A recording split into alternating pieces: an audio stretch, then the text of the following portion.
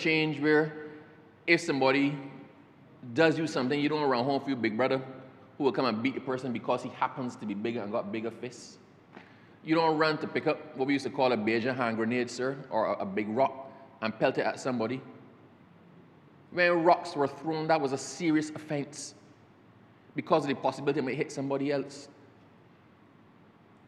A fight at school, sir, put you in detention, you might get a suspension. Throwing rocks will land you in expulsion. That was bad. No, sir, when I remember, sir, we were down Baxter Road tonight, and two people got in an argument. And the aggressor, after he got a cuff in his face, said, wait right here, I came back. This ain't how nothing to do with me. I happen to be there with some people. At which point I suggested to everybody that they leave the space. I don't know where he went.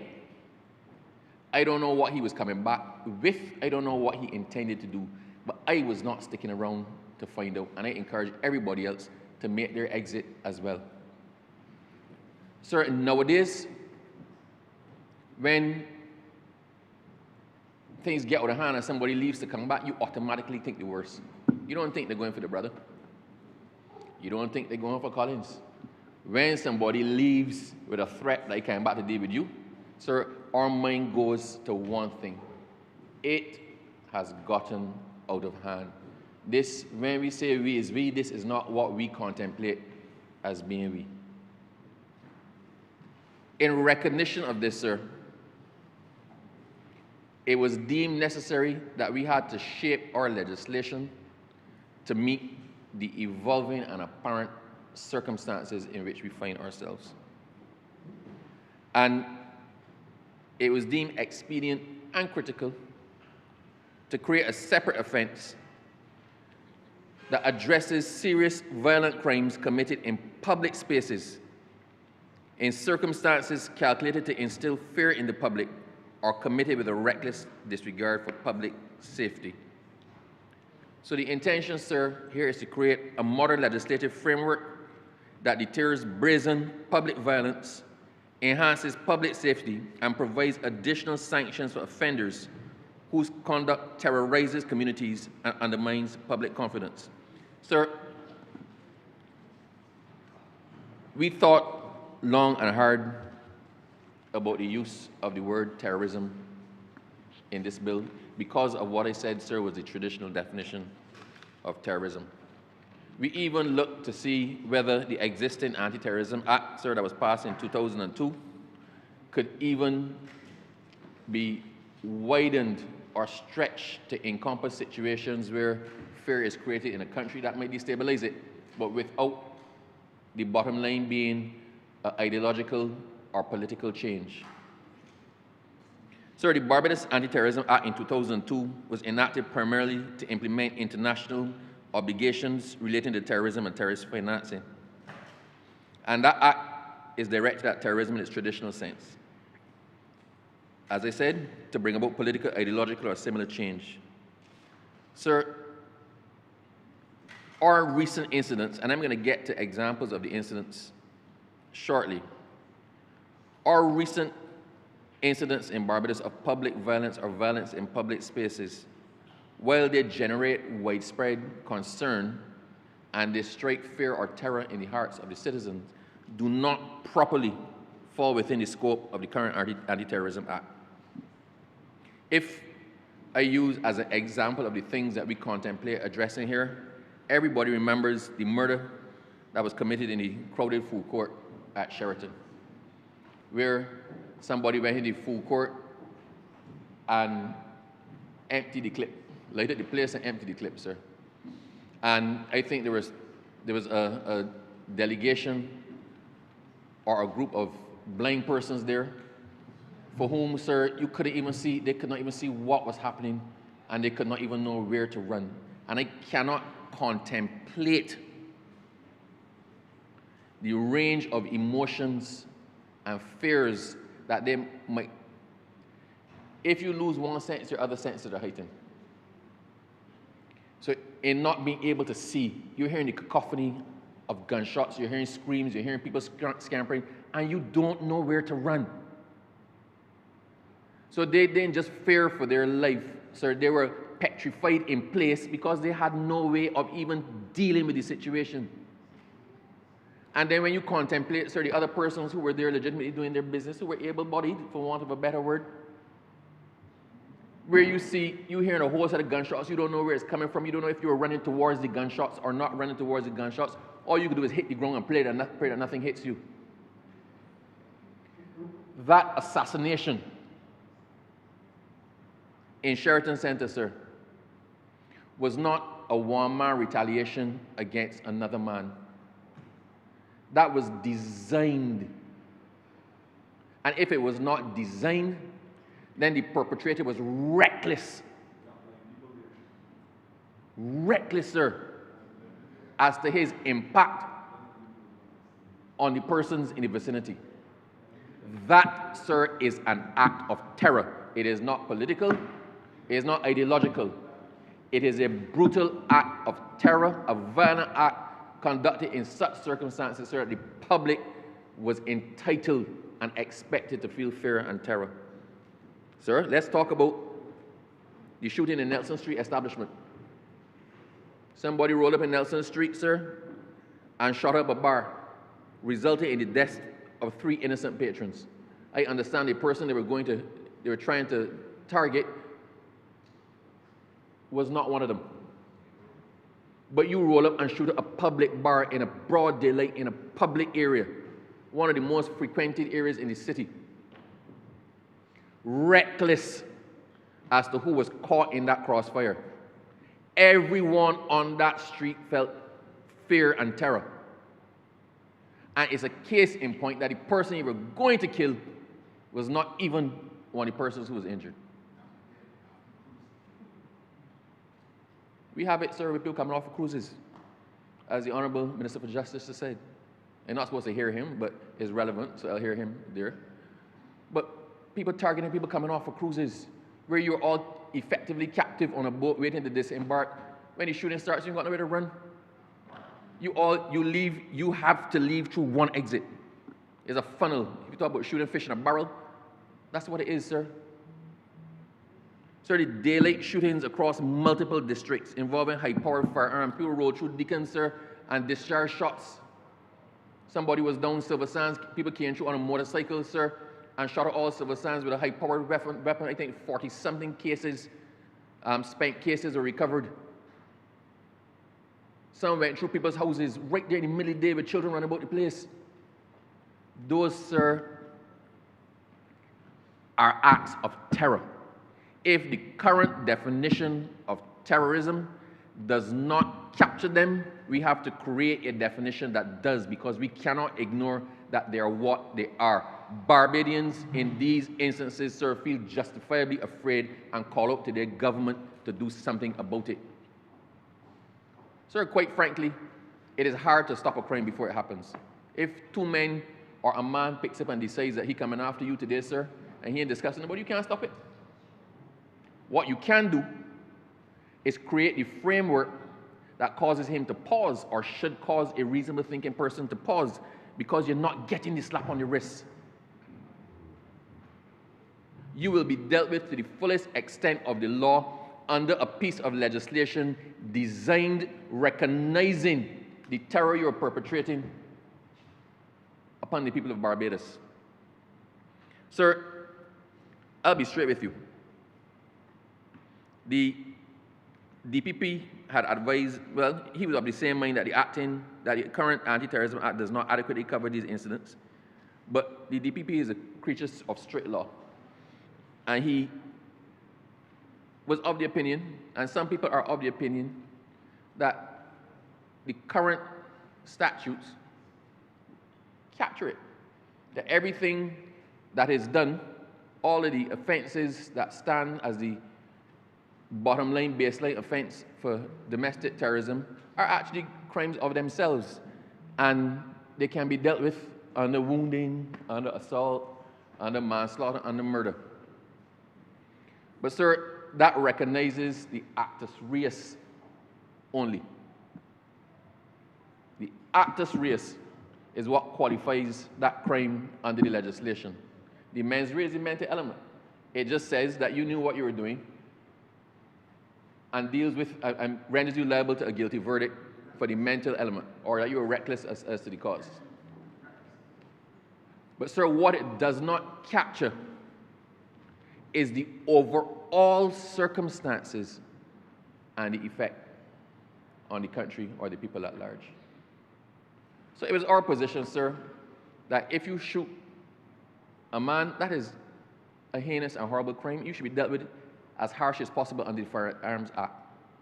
But if you go and shoot that man in full glare of children or near to a school or in effect or a crop over activity like the incident, sir, down Spring Garden a couple of years ago, that is not just simply a simple crime of assault and you get charged with the fact that you wounded the one person.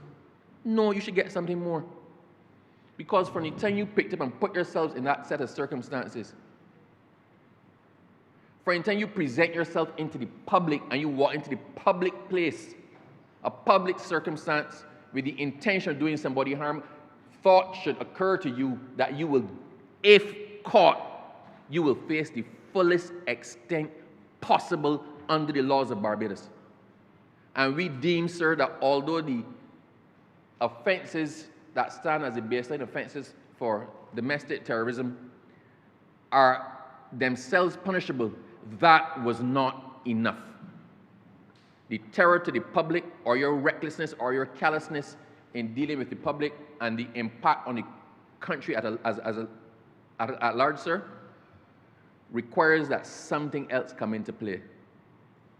You hold the charge and you hold the conviction on the serious offense, but if you are found to have committed domestic terrorism based on the circumstances in which the serious offense was actually committed, then so you get something else. It must be an aggravating factor. You get tacked on. You get sentenced on the first one, and then what you're found on domestic terrorism runs consecutively, not concurrently. When you finish serving out your first sentence, your penalty under domestic terrorism is now going to start to run.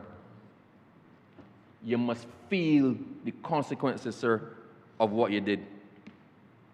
Sir,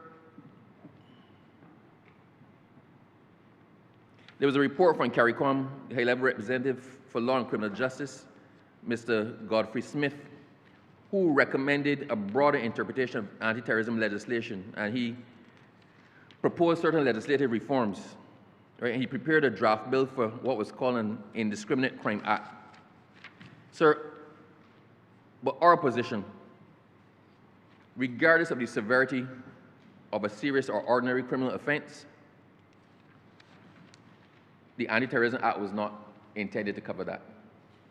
So rather than try to bring something under something else that we know it doesn't fit and creates a loophole and we know is going to get struck down on appeal, so it was necessary to create a legislative framework to deal with that, create the offense that we want to create. So a dedicated legislative response is preferable. The proposed legislation, this legislation, sir, focuses on the aggravating public circumstances surrounding serious offenses rather than simply trying to capture them on the rubric of terrorism simpliciter. That's legal language, sir. Let me rephrase that. This legislation focuses on the circumstances surrounding the serious offense. The serious offense must have happened for this to kick in, but it also focuses, sir, on the circumstances around it rather than just simply trying to capture it under what we call terrorism.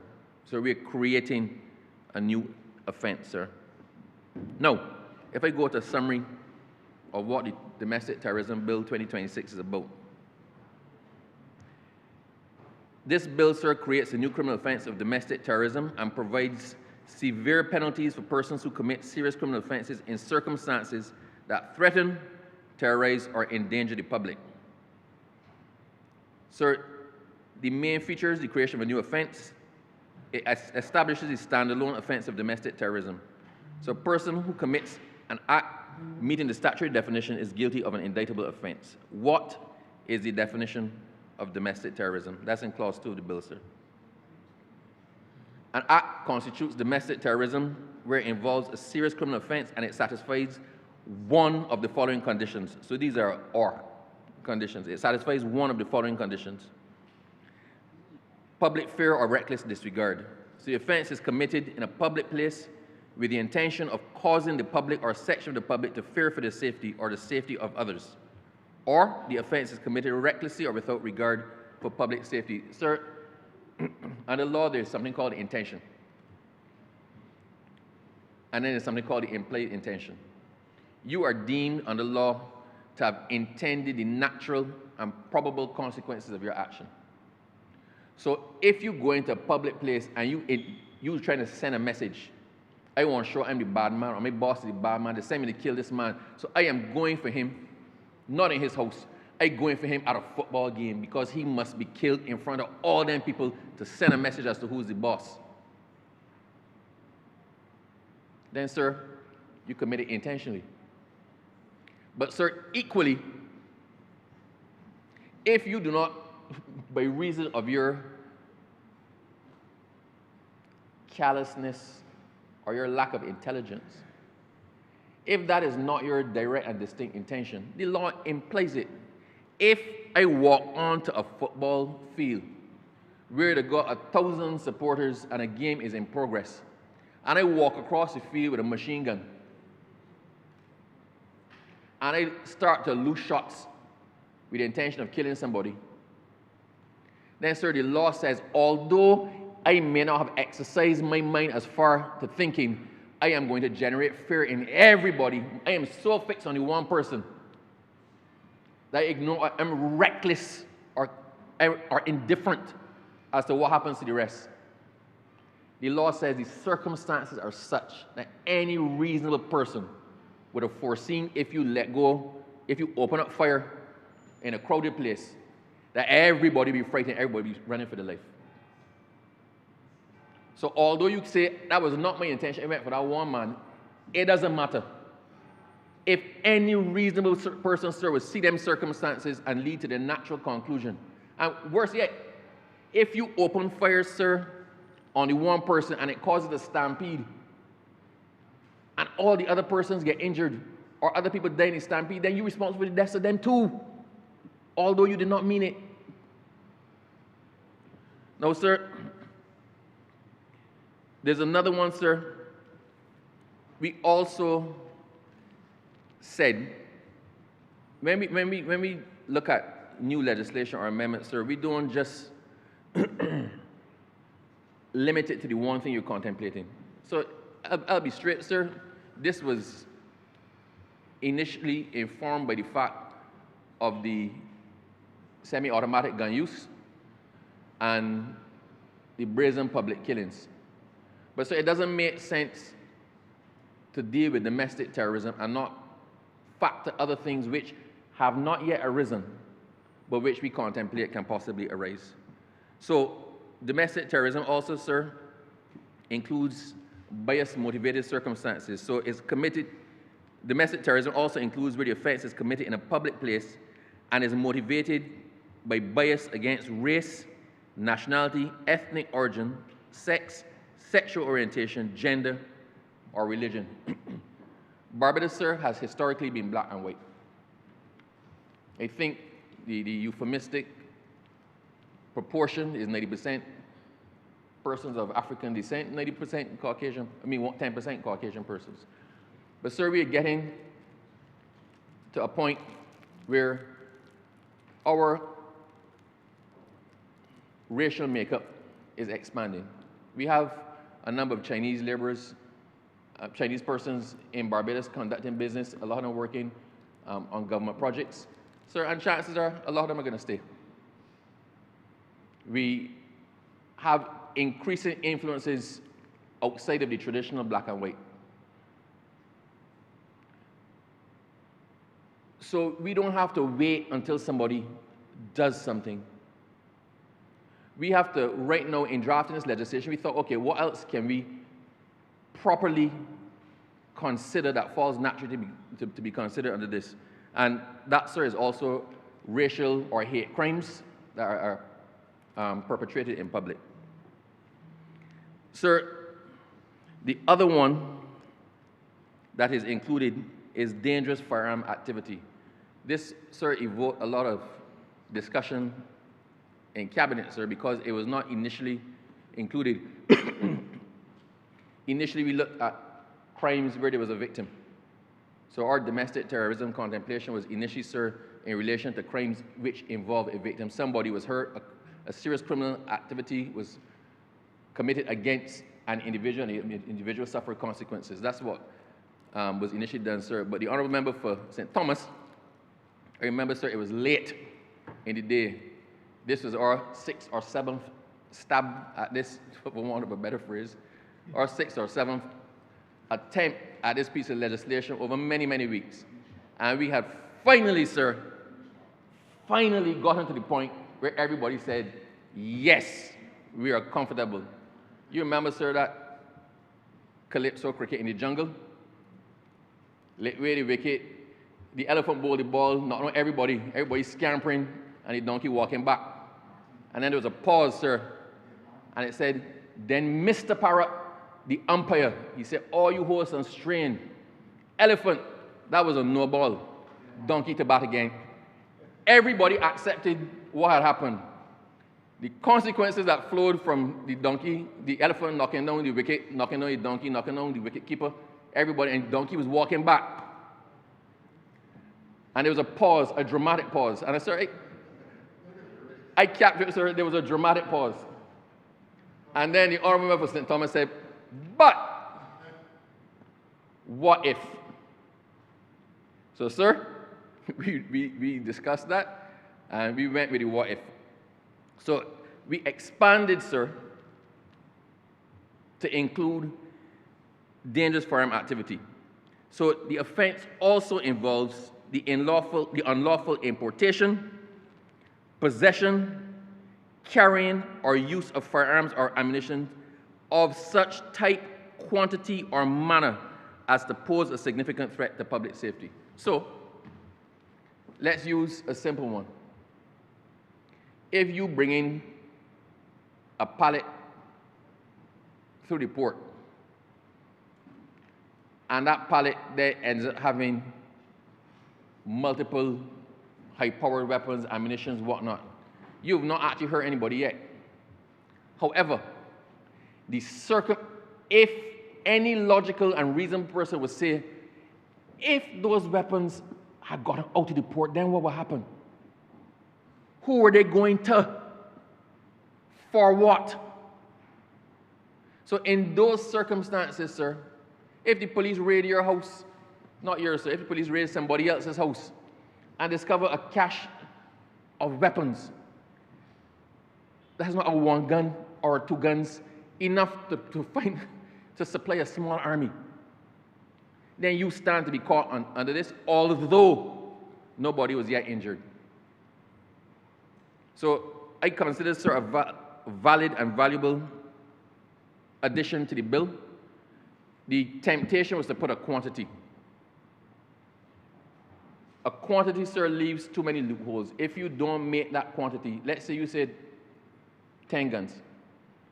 If you don't make the 10 firearms, if you make the quantity with 10 small pistols, you stand to be charged under domestic terrorism. You stand for a domestic terrorism charge. If you don't make 10 weapons, but you have 8 AK-47s, what I dare say, sir, that 8 AK-47s are a lot more dangerous than 10 pistols in terms of the mass destruction and the mass impact they can have. So we had to resist the temptation to drop a number in there and instead leave a court and a jury to decide on the circumstances of it. We're all intelligent people. If it does not strike the jury as sufficient to warrant the charge, then they will bring the person back not guilty. But if the circumstances of it are such that there could be no other reasonable explanation and this was meant to perpetrate some grievous crime or set of criminal activities, then, sir, the person should stand to be charged and convicted under this legislation.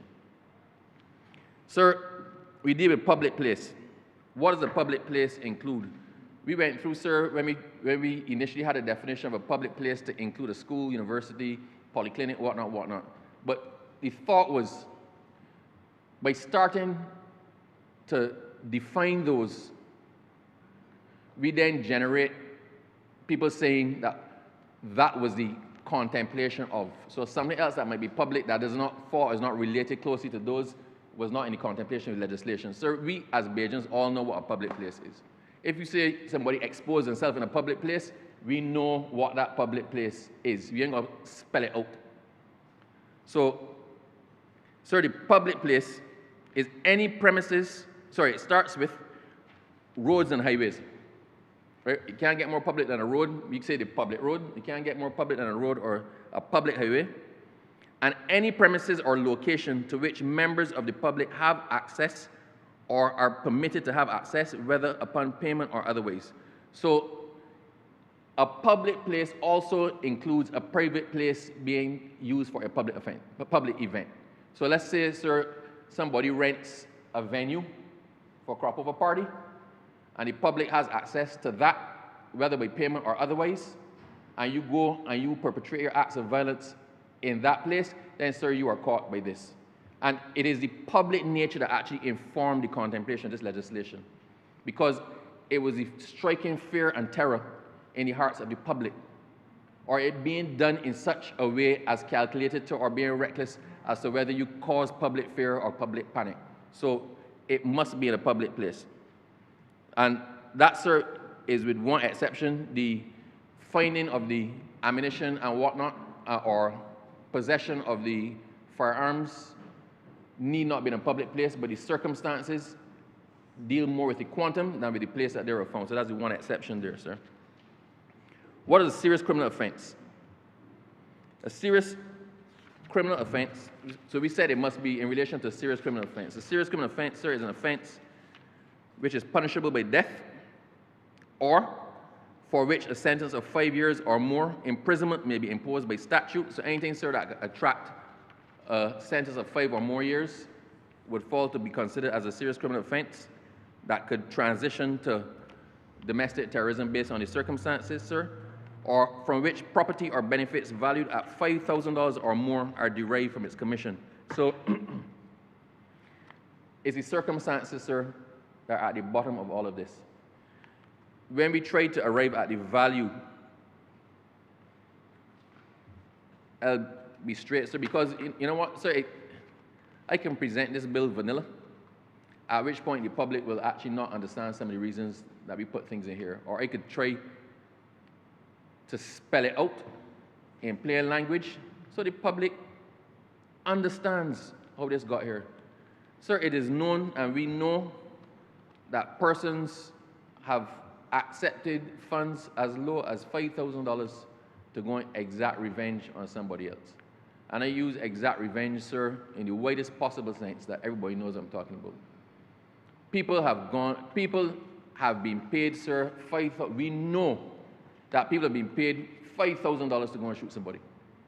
$5,000. $5,000. So, sir, if you stand to gain, whether in money or money's worth, in excess of $5,000 for the commission of an act in public, then, sir, this stands to be caught here as a serious criminal offense.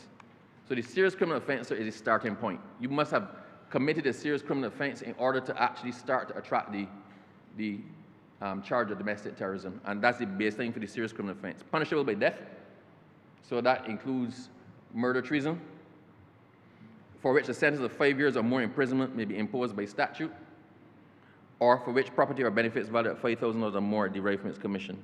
So what are the penalties? For murder-related domestic terrorism, so where the act of domestic terrorism results in the death of a person, the offender may suffer death or be liable to be sentenced to life imprisonment. For other serious offenses, so for domestic terrorism involving any other criminal offense, you can get up to life imprisonment. So everything else, so if it involves murder, then you stand to suffer death, sir, or life imprisonment. And this is an aggravating factor, sir, effectively for a murder charge.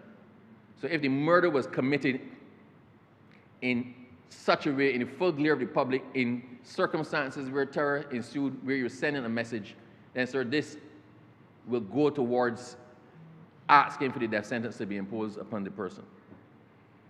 Sir, consecutive sentences,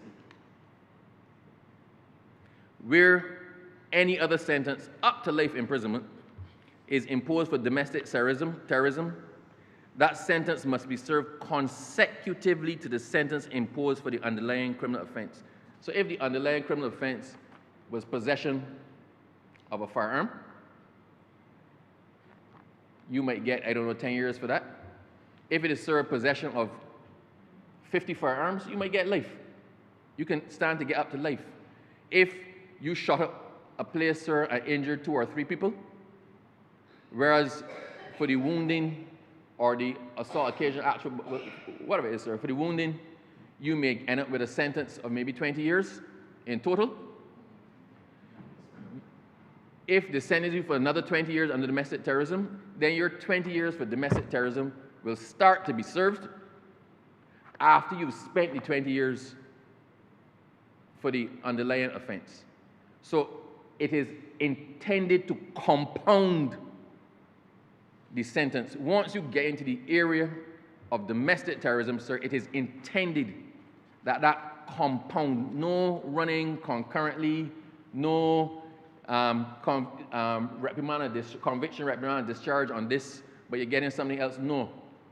No, sir. You will feel the full weight of the law. If they let you off on the rest, you can still serve for domestic terrorism. Sir, the key policy effect, sir. This bill does not redefine all serious crimes as terrorism. Instead, it creates the additional offense where serious criminal conduct terrorizes the public, is committed with reckless disregard for public safety, is motivated by certain forms of bias, or involves particularly dangerous firearm activity that threatens the wider community.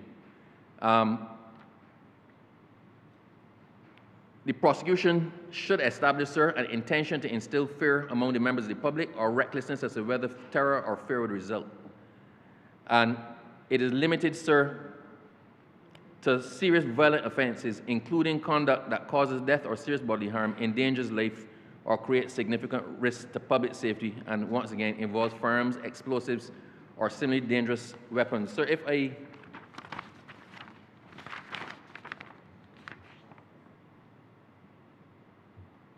yes, sir. So firearms, explosives, or similar dangerous weapons. Sir, the principal crime under this legislation, the offense required a principal crime occurs in a public place such as shopping centers. I'm going to list them. We didn't want to put them in the legislation for a reason, but just to put out there in the minds of Barbadians what we're talking about. So where the principal crime occurs in a public place, including but not limited to, for the avoidance of any doubt, shopping centers, restaurants and bars, bus terminals, parks and beaches, streets and highways, government buildings open to the public, or places of entertainment and mass public activities. Right? Where the members of the public are present or likely to be present and thereby exposed to the danger created by the offender's conduct. And the circumstances are such that the conduct is capable of causing fear for personal safety among bystanders, whether that fear is actually experienced or reasonably foreseeable. So why is this requirement important? It is necessary to distinguish between serious violent crime conducted in relative isolation and the same crime committed openly before members of the public. So, for example, these are some of the things that would likely qualify. A gunman enters a crowded food court and shoots a target. An assailant fires indiscriminately in a bar or a nightclub. And by indiscriminately, I mean not necessarily targeting any particular person, but just goes in a bar or nightclub and opens fire. A person detonates an explosive device in a public gathering, or a targeted killing carried out in a busy bus terminal. So I'm just trying to create the image for persons to understand where this applies as opposed to a normal criminal activity. What would not qualify, likely not qualify? A murder committed in a private residence with no public exposure. Then that's simply a murder. a homicide committed in a deserted location where no members of the public are concerned. People find out about it the next day in the newspaper, and while they are scandalized by it, they are not terrorized by the immediate occurrence or conduct of the criminal activity. A fight between individuals in a secluded area that does not expose the public to danger. Sir, I want to thank this. We started this under the last government. That's when we first started to draft it and contemplate it. It was not considered before the government changed, so we came back again. But I want to use the example that was actually put forward by the former Attorney General, my mentor, the former member for St. Joseph, sir, with your permission. Sir, he said, in discussing this matter, the principal offense should be carried out in a public place and within sight of members of the public. As key to the offense is the effect that it has on the public. As always, though, it will be a matter of degree and judgment. A murder in a deserted Farley Hill National Park should not be looked at in the same way as a murder in the same place in the presence of picnickers. We accept, of course, that the horrific and public nature of any crime may also shock more than those who are present. Often the public at large is traumatized by the offense and its brazenness, but that should not be a consideration in this legislation, as all crime has the potential to traumatize members of the public at large, even when they only know of it through the news or social media. In a nutshell, sir, it's all about circumstance. It's all about circumstance. The prosecution will have to prove, sir, that the circumstances exist in a matter the public felt immediately traumatized or endangered by the activity. That it is not just simply the place, it involves the place, the time, the attendance by members of the public, and the circumstances of it are critical. And while we accept, sir, that any brazen act of violence will in some way traumatize the public of Barbados when they become aware of it, this act deals not, sir, with the trauma in retrospect, where it deals with acts which, the commission of which evokes an immediate fear for your own safety or for the safety of others. And sir, and the circumstances are such that anybody would say this person deserves more than just a penalty for shooting, for stabbing, for blowing up. Sir, I think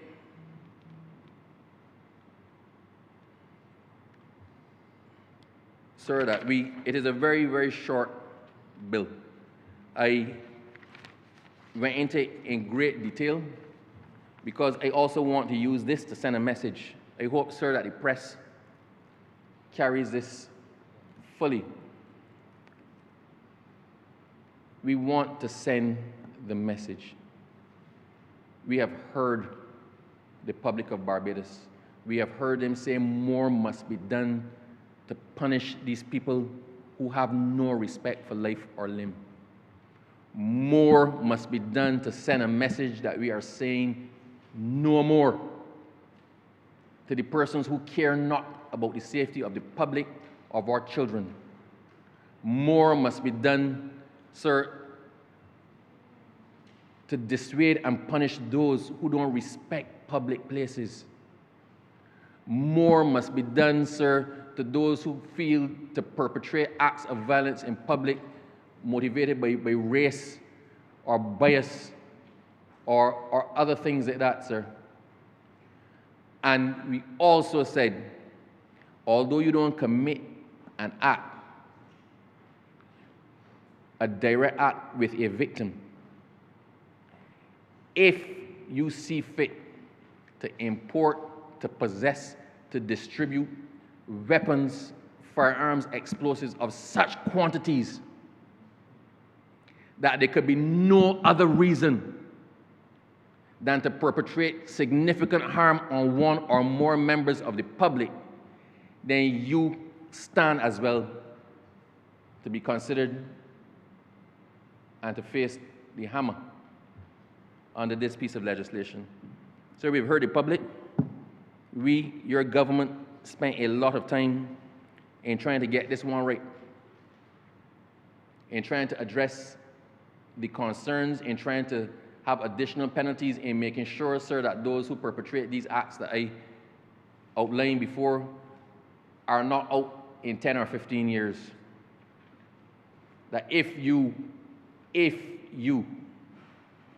do these acts that constitute domestic terrorism, sir, you will spend the vast majority of the rest of your life at Dodds Prison, if you don't suffer death as part of your sentence because of the heinous nature of your crime. Sir, I had to go into this much detail because the message had to be sent and it had to be clear what it was we were dealing with. I guess based on anything that comes after this, sir, I will deal with that in my wrap-up. But for now, sir, I simply beg members to take note of what was said, and I beg that this be read a second time.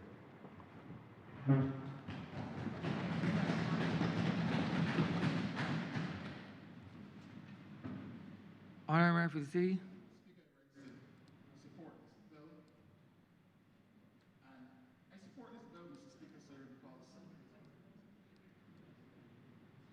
Sorry. I support this bill, Mr. Speaker, sir, because it's a public order offense, sir. The truth is, sir, that the learned Attorney General was correct when he said that the existing piece of legislation, not in these words, but the existing piece of legislation, even the anti-terrorism bill, really is insufficient and does not create this offense of domestic terrorism that we are seeking to bring today.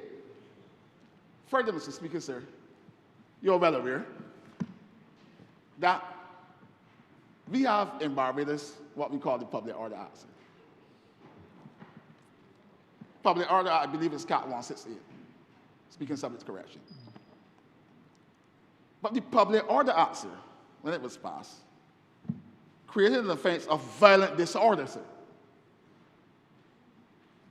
That is what happened at Spring Gardens, sir, and crop over. There, Kadooment there, sir. In fact, all of the accused men were charged with violent disorder, sir. Although, sir, firearms were used. But of course, it would have been very difficult, sir, to pursue the case because of the evidentiary, sir, challenges in the case, sir. But you know, sir, if the case had gone to court, sir, and if the jury had come back and convicted them, sir, look at the penalty, sir. A person guilty of violent disorder is liable on conviction on indictment to imprisonment for a term of 7 years or to a fine of $50,000 or both, sir. So, a man, sir. Honourable member, weren't you also charged, sir, for endangering life, sir? Yes, they were charged for endangering life. They were charged under the, I believe, the Firearms Act, too. But I'm speaking, sir, to Public Order Act, sir. But I'm speaking, sir, to public order offenses, sir. Strictly, sir. Yeah. And one could have seen that as a public order offense, sir. And indeed, it was a public order offense. So if you go into the public, sir, in a public space or public place, sir, and you are on indictment, sir, for violent disorder, your penalty, sir, maximum penalty, is 7 years or $50,000 or both, sir. Although, sir, you have threatened public safety, you have threatened citizen security, and you have committed acts of lawlessness and recklessness, sir. It is my view, sir,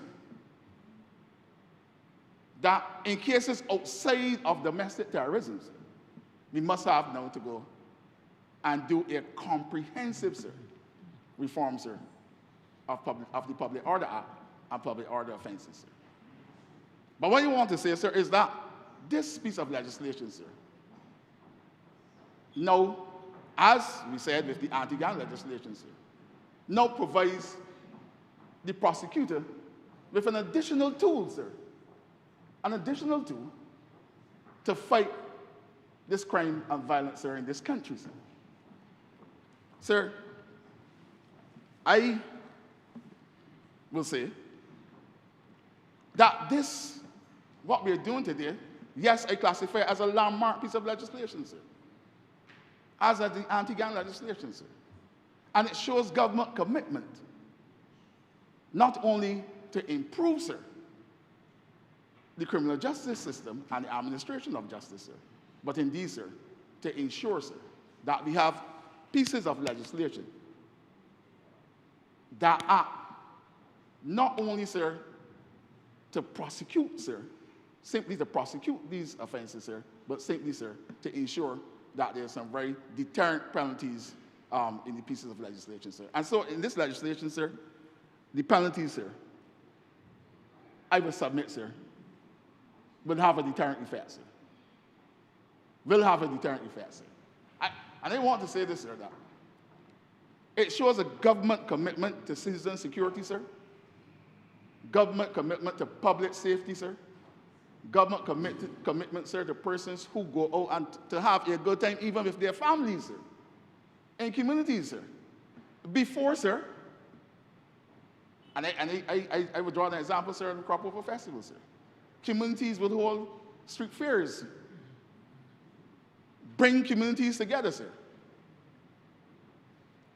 But of course, what happened at Sheraton, what happened, sir, after the cruise, sir,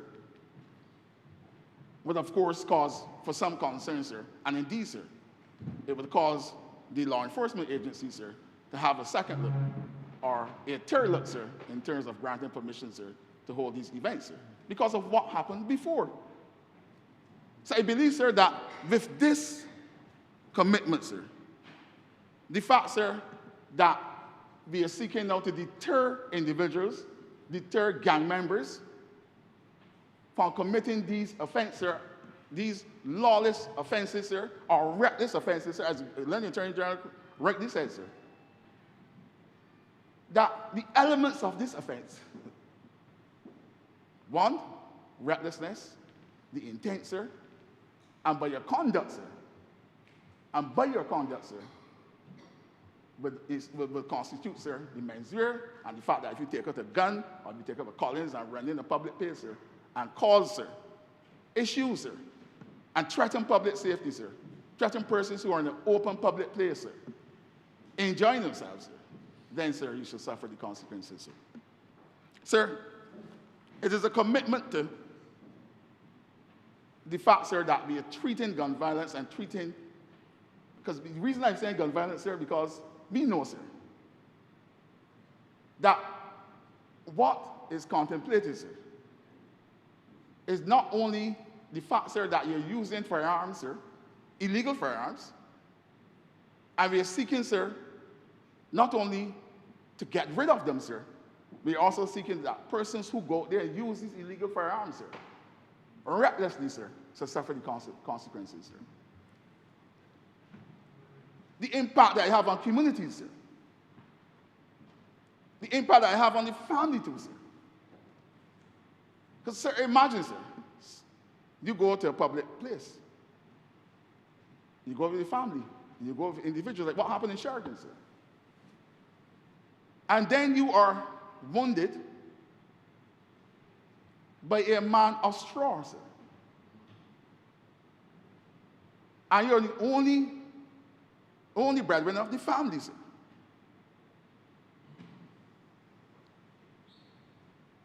You become a burden to the state, sir. But that person will only be charged, sir, with the serious offense. But now we're bringing out that if you commit that act in the public, you still have now to face another count on the indictment of domestic terrorism, sir. So as you learn the term journalists rightly say, if it don't get you here, sir, there's a likelihood that you will get you here, sir. Because, as I said, it's an additional tool in the prosecutor toolbox, sir, to catch, sir, the accused man on trial, sir. Sir, I want to, as I said, sir, you don't have to be on the wicket batting again. And I'm going to be very brief in my submission, sir, respectfully, sir. Sir, what attracted me to this legislation, sir? And I believe it is consistent with other pieces of legislation involving domestic terrorism, sir. Yes, sir, the judge has a discretion, sir, when it comes to sentencing, sir. But unlike the Public Order Act, sir, where there's a fine, sir, or you get a fine or imprisonment, both, sir. In this piece of legislation, sir, you know what the penalties are, sir. Very strict penalties, sir. Extremely strict penalties, sir. Sir, I want to say to Barbados, sir, that this piece of legislation, sir, is a result, sir, of persons who believe that they can commit acts of retaliation too, sir. That where gang members believe, sir, that they could go to a school fair or go to a busy business place, sir, like Sheraton. Go to a cruise, sir, and lay away, sir, having no regard, sir.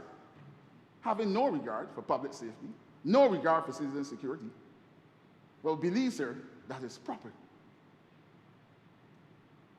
to go after the target, sir, at the expense, sir, of innocent bystanders, sir, and persons who went out to a cruise, enjoying themselves, and then you have to be faced, sir, with this act of lawlessness, sir, and recklessness, sir, by individuals, sir. Sir, I want to conclude by stating, sir, that I support this bill. I support this bill. Where it come from before, sir, even if it was there too at this stage, sir, I would support this bill too, sir. As a citizen of Barbados, sir, and as a citizen who, sir, is concerned, sir, about the acts, sir, of violence, the acts of violence, sir, and lawlessness and recklessness, sir, that we have in this society, sir. Sir, this bill, brings together, sir, a whole set of pieces of legislation, sir, that impact positively on the criminal justice system, sir. You have the Bail Act, sir. You have the Firearms Act, sir. You had the Gun Court Act, sir, with the amendment to the Supreme Court of Judicial Act, sir. We have, sir, the Witness Protection Bill, sir. All of these pieces of legislation, sir, would impact positively, sir, on the criminal justice system, sir. As I said, sir, my submission will be short because I have to bat on the wicket again, sir, shortly. And so I support the Learned Attorney General, sir. I support, sir, the intention, sir, of this government to ensure and to make sure, sir, that citizens, sir, have their security and have their safety, sir. I thank you, Mr. Speaker.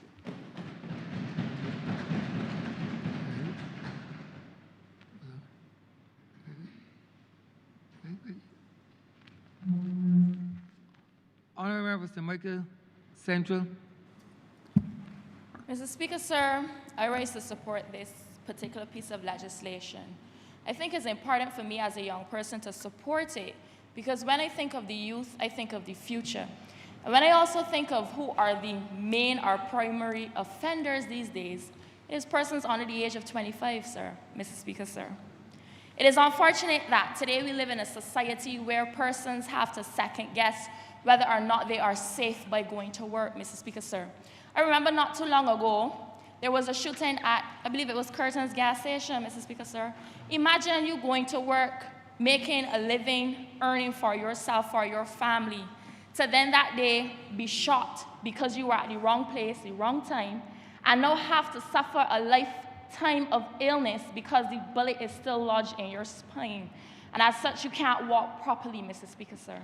So there was another instance, I believe it was Silver Hill, where a young boy was shot, 17 years old. He was on a play park, minding his business.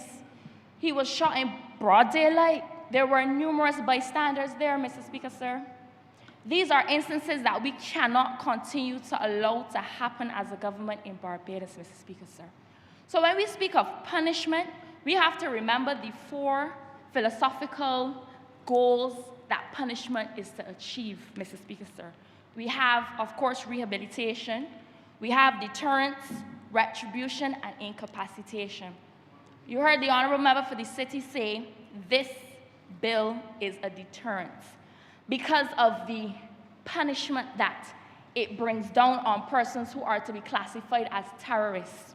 You saw that punishment if it is you've committed a murder in a public place, Mr. Speaker, sir. It is life imprisonment. It can be death, Mr. Speaker, sir. And if it is not murder, you will have sentences which are not concurrent. So it really brings down, it really displays and it sends the message of the seriousness of these type of offenses. Because citizens, Barbadian citizens, have to feel comfortable in this country. Women have to feel comfortable walking around by themselves. Old people, the elderly, have to feel comfortable. Children have to know if I go outside and I play and I am just being a child, they have to feel comfortable, not fearful that, oh, someone's going to drive by with an AK and shoot up the place and I'm going to lose my life. Parents have to feel comfortable allowing their children to go outside and play with their friends, Mr. Speaker, sir. We have to get back to a society where this is the norm. Where what is not the norm is you hearing fireworks, but the first thing that you do is run and hide because you think it's gunshots. That's the first thing that comes to mind. Mr. Speaker, sir, sometimes I'm in my bed lying down, and I know there are cars that have the exhaust that when you hear it, sometimes it sounds like a gunshot. And you're traumatized because when these things happen in communities, you are traumatized.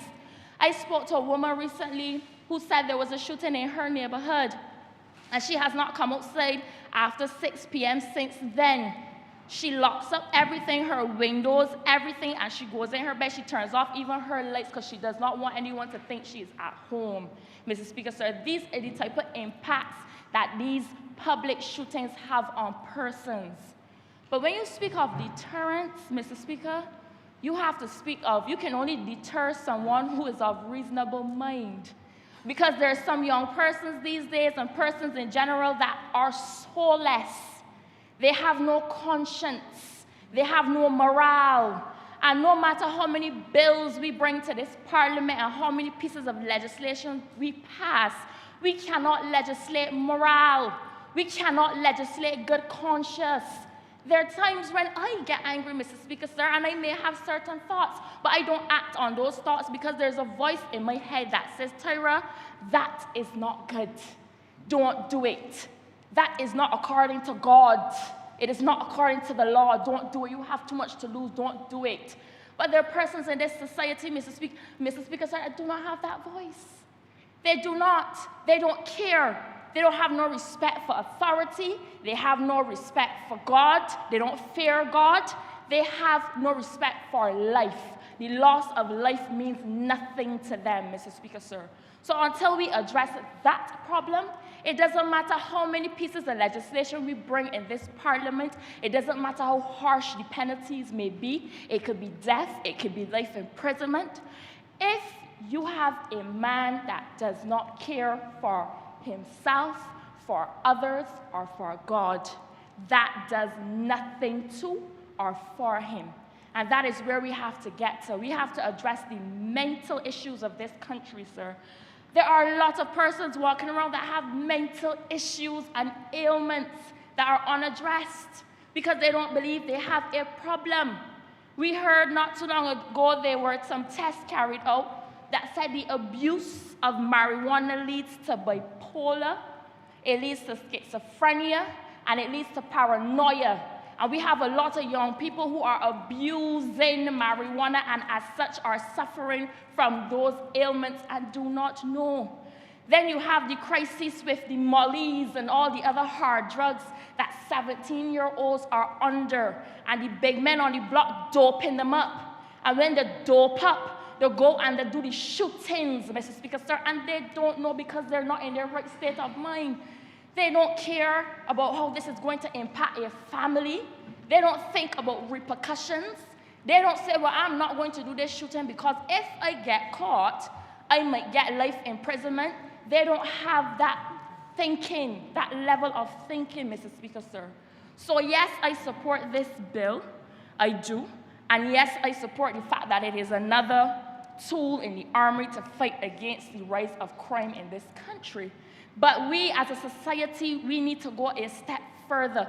Parents, you need to look at your children because it starts from when they are young. Do not wait until they turn 17 and 18 years old to not want to cry blue murder.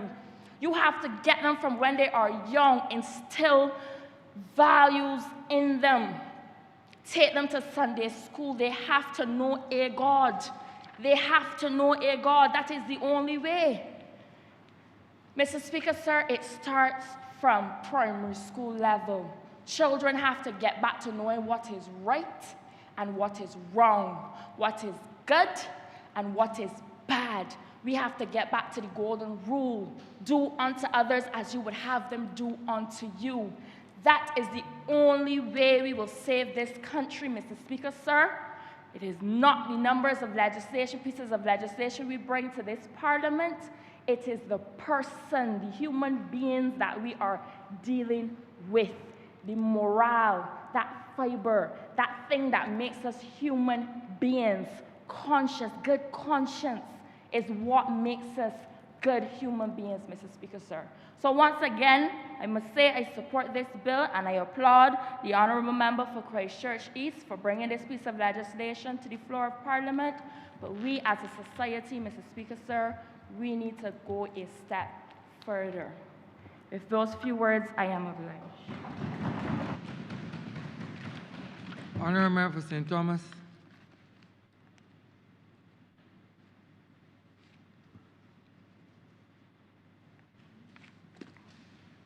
Mr. Speaker, I rise to lend my support to the domestic terrorism bill before the House today. And I would like to thank the Attorney General for his... Honourable, your mic is on. Your mic is on. I'd like to thank the Honourable Attorney General for the manner in which he clearly outlined the provisions of the bill. And sir, I want to add my voice to that line of debate started by the Honourable Attorney General, so as to ensure that we can assuage those suspecting and doubting voices in the public of the real intentions of the government. We live in a society in which we cannot control misinformation and disinformation, but there are members of the public, sir, who can discern fact from fiction and misinformation from information. This bill is a straightforward and compelling bill to protect the people of Barbados from harm, and indeed, sir, one of the more fundamental responsibilities of the government, or any government, is the protection of people.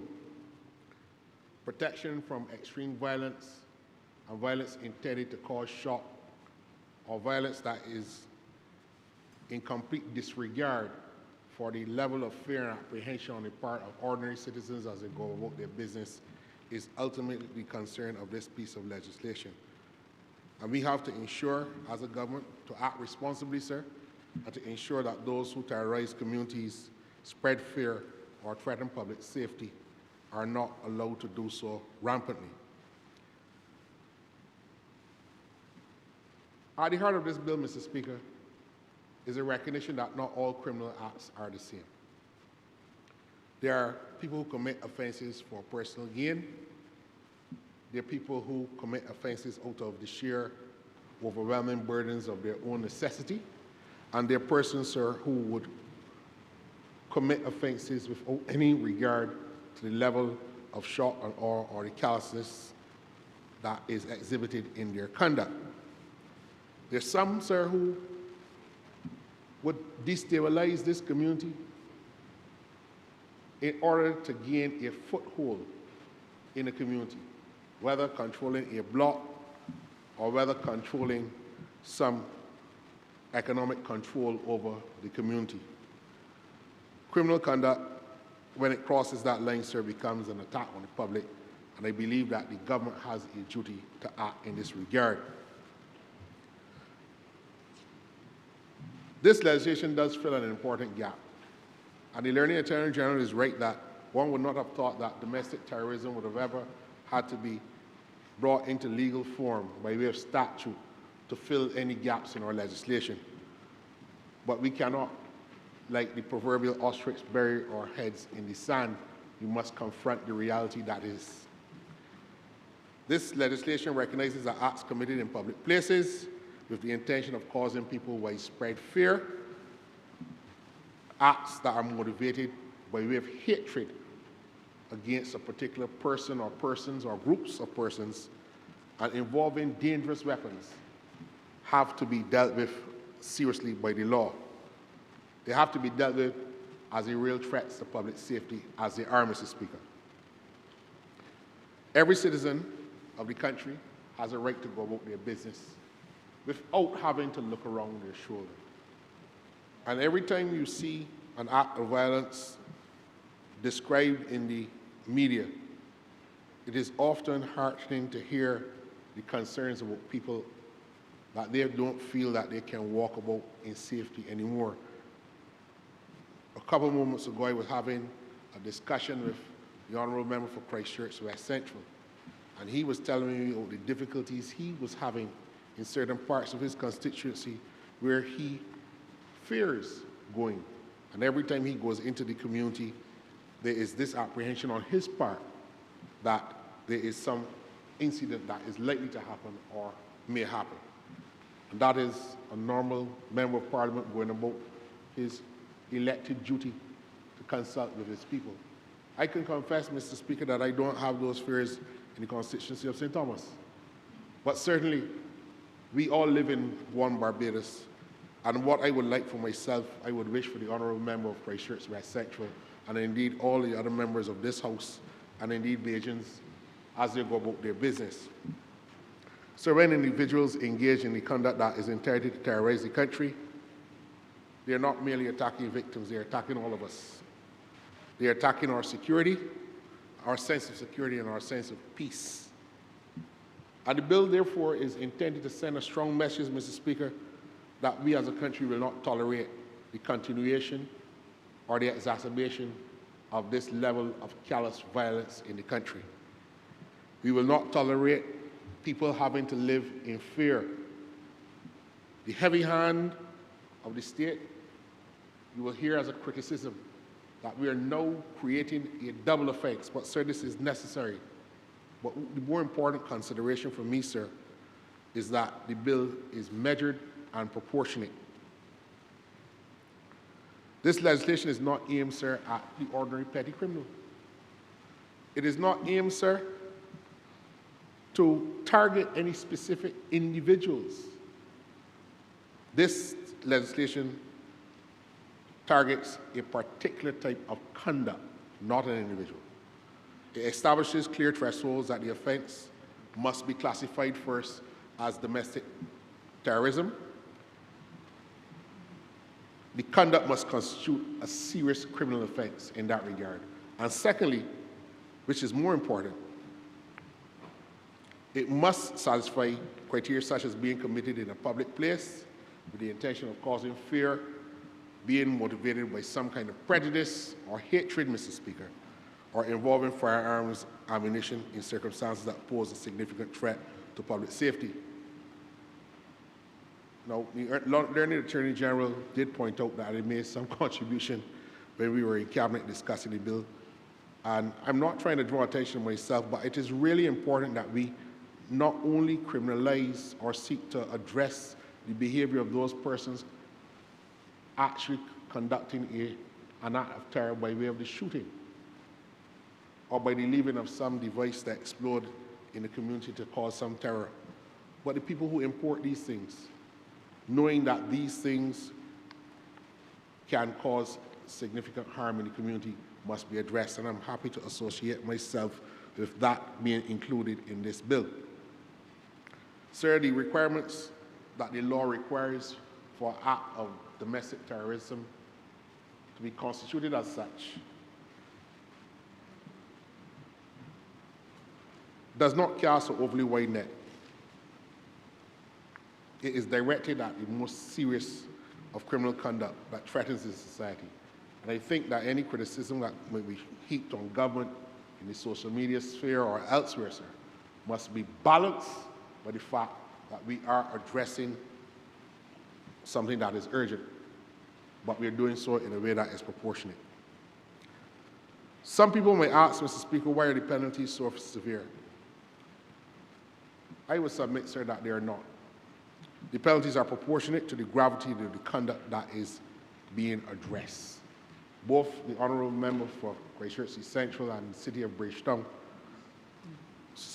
Christchurch East, the Honourable Attorney General, and the Honourable Member for the City of Bridgetown explain the level of the gravity of the offences being concerned. When murder is committed as an act of domestic terrorism, Mr. Speaker, the bill provides for the most serious of consequences, life imprisonment. Where other serious offences are committed, life imprisonment. And that reflects a fundamental principle of justice, Mr. Speaker, which we must all associate with, that those who deliberately seek to terrorize the communities in the country and endanger life on a larger scale must face the consequences of their action, and long sentences of imprisonment meets that threshold. The bill, sir, does not attempt to replace existing law. And that might be one of the concerns of some members of the public who are not necessarily versed in the law. This is not replacing existing law. The offender must still be prosecuted for the underlying offense. The legislation recognizes, however, that the additional harm caused by the offense, the way in which it was intended to create that level of widespread fear in the community, warrants further attention, particularly at the sentencing stage. An accused person will still have to go to court, will still have the availability to be able to mount their defense as against the primary charge and the charge of domestic terrorism. The jury will hear the facts. And if convicted, sir, the judge will have to make a determination on the basis of what is the appropriate sentence as it relates to the seriousness of that offense and whether the threshold of domestic terrorism is satisfied by the legislation. So the court becomes the ultimate tribunal to determine whether the underlying offense has been satisfied, whether the offense of domestic terrorism has been satisfied, and if guilt or innocence is pronounced by the jury, then the court at the sentencing stage, or if they have to discharge the individual if they are found not guilty, makes a decision. But the courts make the ultimate decision and not Parliament. We can draw the line by passing the legislation, but this is not a government intended to put a heavy hand on the system. Fairness is determined by the courts. Sir, in closing, I believe that the legislation appropriately meets the required threshold for what is reasonable action on the part of the government, and I am happily joined with the honourable members who have spoken to associate myself with the bill, and I commend the Learned Attorney General for bringing the bill. I'm obliged to you.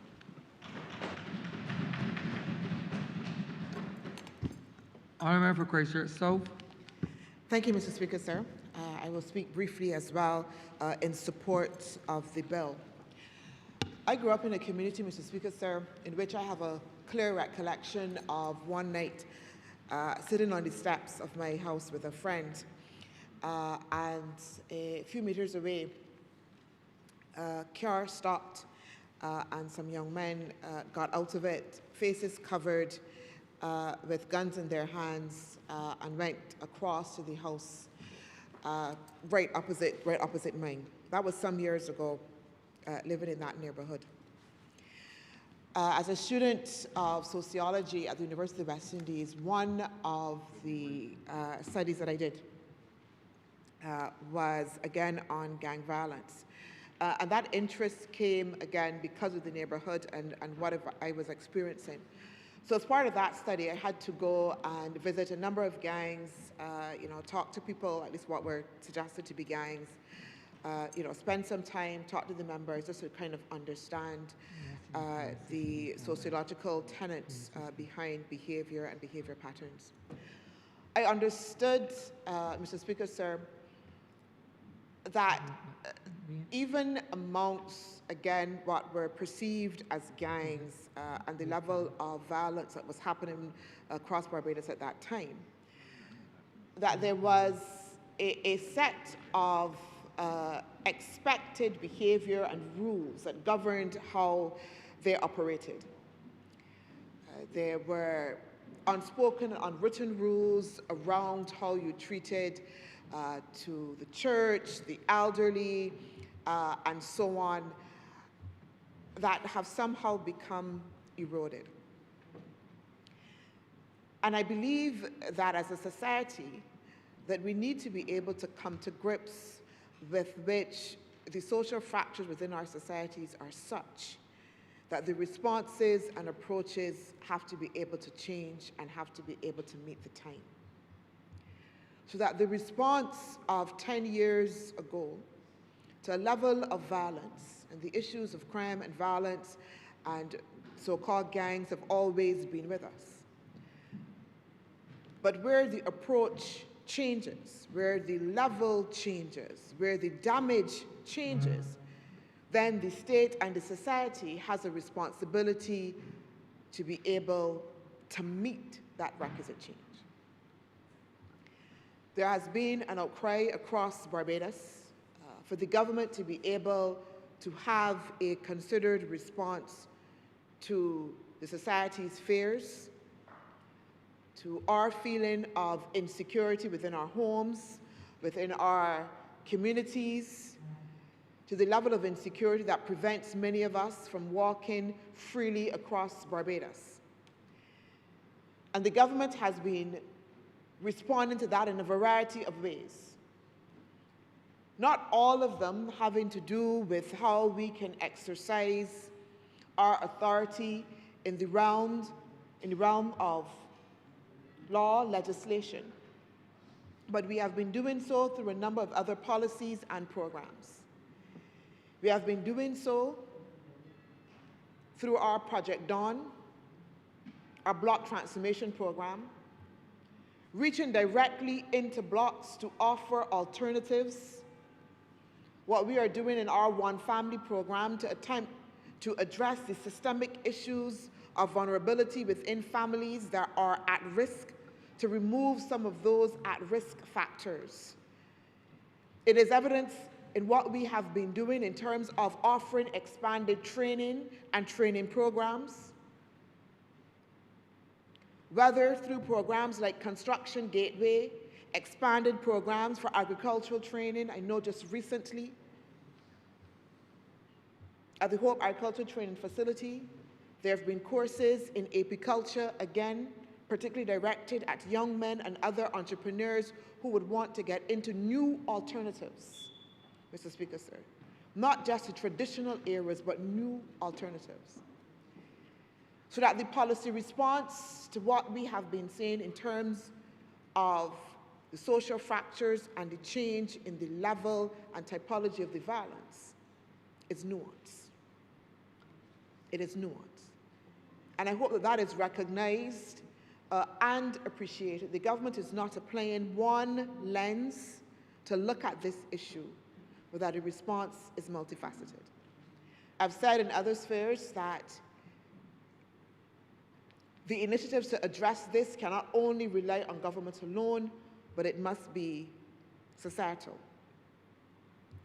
But in that effort to be able to address comprehensively what we are seeing in our society, the government has to use effectively the tools at its disposal. This bill is essentially a signal to those within our society that would want to exacerbate and instill that sense of fear, deliberately so, recklessly so, that as a society and as a government, that we will not tolerate it. It is a signal to those who are responsible for the perpetration of those acts that the government will meet you at the level of your own response, with the threshold of responsibility that we have heard from the Honourable Member for St. Thomas. That the bill clearly frames the actions in the context, one, of the threshold at which you are attempting to instill a level of fear and recklessness in your action in a public space. In a public space in which children, mothers, ordinary members of the public that have nothing to do with whatsoever the underlying reasons for whatever action is taken, that we have a duty of care to be able to protect them. That there is no excuse for willy-nilly going into an open space, a pastor, a mall, a church area, God forbid, and openly seeking to endanger lives without cause or thought. That is the reason, Mr. Speaker, sir, for this bill. It therefore adds to a frame of the nuanced approach of what this government is intended to do. Mr. Speaker, sir, we've heard, again, of the improvements in relation to what we're doing with the police service, the enhancements in relation to the Barbados Defence Force, the multi-pronged approach to increasing policing. Mr. Speaker, sir, there's a commitment through this government's social programming to shoring up parenting, making sure that parents can have the necessary training and resources that they need. What we are doing in education transformation, Mr. Speaker, sir, is also part of this issue. Sociologists would suggest that it's not just the individual pathology, they call it, that is responsible for criminal acts, but that it is the entirety of all of the major tenets of society that go in to be able to make up that whole frame. But they also challenge, as I said before, Mr. Speaker, sir, that the governments have a responsibility in order to be able to effectively apply the necessary tools. My support, Mr. Speaker, sir, for this bill is placed, yes, in general support because we understand the tenets, but also a fundamental understanding that this stands side by side with everything else that this government is doing in order to be able to address this question and in order to ensure citizens' security. There was a report, Mr. Speaker, sir, I believe it was in 2022, on the issue of citizen security. And that was for the region and not specifically for Barbados. But it highlighted that, again, for many people across the region, ordinary citizens, it was a household survey, that there was an increased feeling of insecurity. Insecurity. Citizens were generally feeling that they were no longer secure within their homes and within their communities. As I close, Mr. Speaker, sir, it would be irresponsible of us as a government not to be able to hear, to understand, to feel, because there are many of us who've spoken previously in previous fora about their own personal experiences within their communities or constituencies with the level of violence. And Mr. Speaker, so I want to make it clear, as has been reiterated, this is not responding to the whole universe of violence. I'm going to use the word regular, but this is responding to an elevated level of violence that the bill is seeking to be able to say, if you operate within a context, again, of a public space, with the responsibility of the prosecution to be able to make a case that singly says that you have been reckless and that there is intent to instill fear. Creating a responsible frame, Mr. Speaker, sir, for this bill to operate. Mr. Speaker, sir, I'm obliged. Honourable Leader Government Business. Thank you, Mr. Speaker. I, like all other colleagues, would wish to echo the same sentiment that I believe that the legislation that we come to this place here today is necessary given where we have found ourselves as a country. I believe that Barbados has witnessed some levels of violence perhaps only otherwise seen in other places, not traditionally associated with our small island. And in ways and in manners that perhaps, again, do not resemble who we are as a people.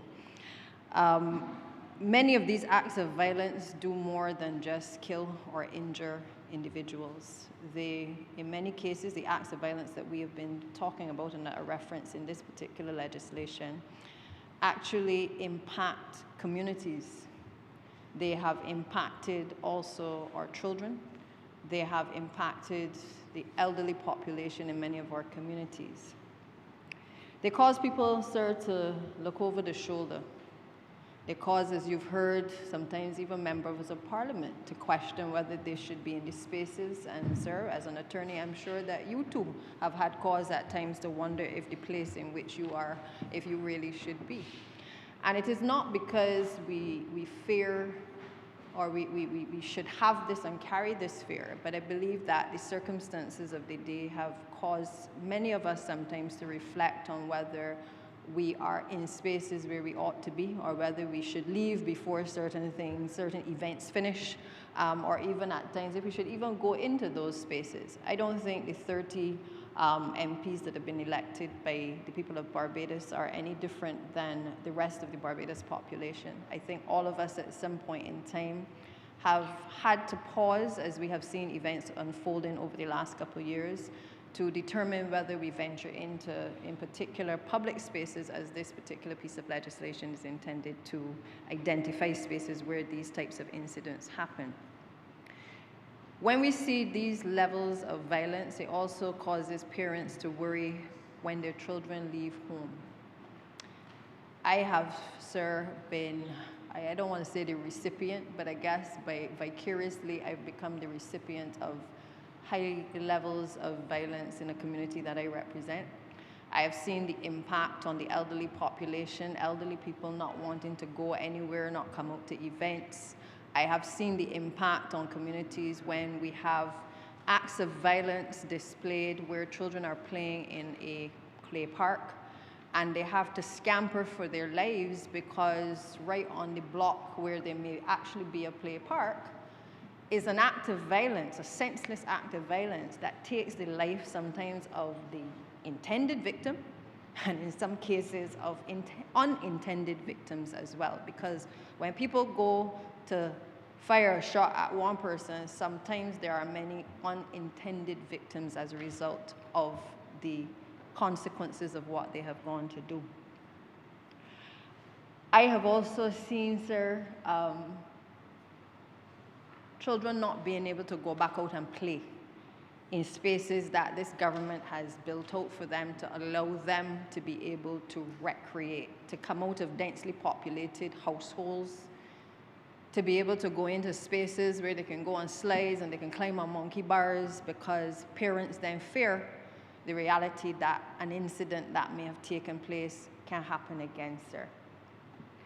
I have also seen, sir, situations where persons that have been employed gainfully, working as part of a team, cleaning our communities in broad daylight, sir, have had a gunman just come into the community and in broad daylight in front of old people, young people, and the people that have worked closely with the individual, just unleash gunfire, stand over a young man in broad daylight and just shoot unmercifully until his body was lifeless, sir.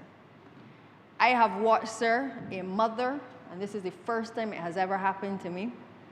I have watched a mother kneel down in a road and wipe the road with a bucket of water and her bare hands, sir, to clean the road of the blood stain of her son's blood in a road, Mr. Speaker.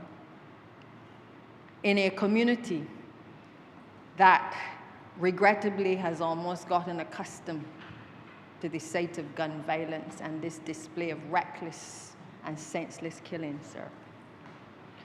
So I don't know that I can be silent on some things, but I don't know that having dealt with this from a personal standpoint, where I have actually known the families, I've known some of the victims as well personally. I have at times been accused of knowing too many people on the other side of the world, sir, but you know, I grew up very grounded as a young kid coming up in the community of St. Michael's Southeast with my father as a representative, knowing people of all walks of life, those in high places, in low places, sir.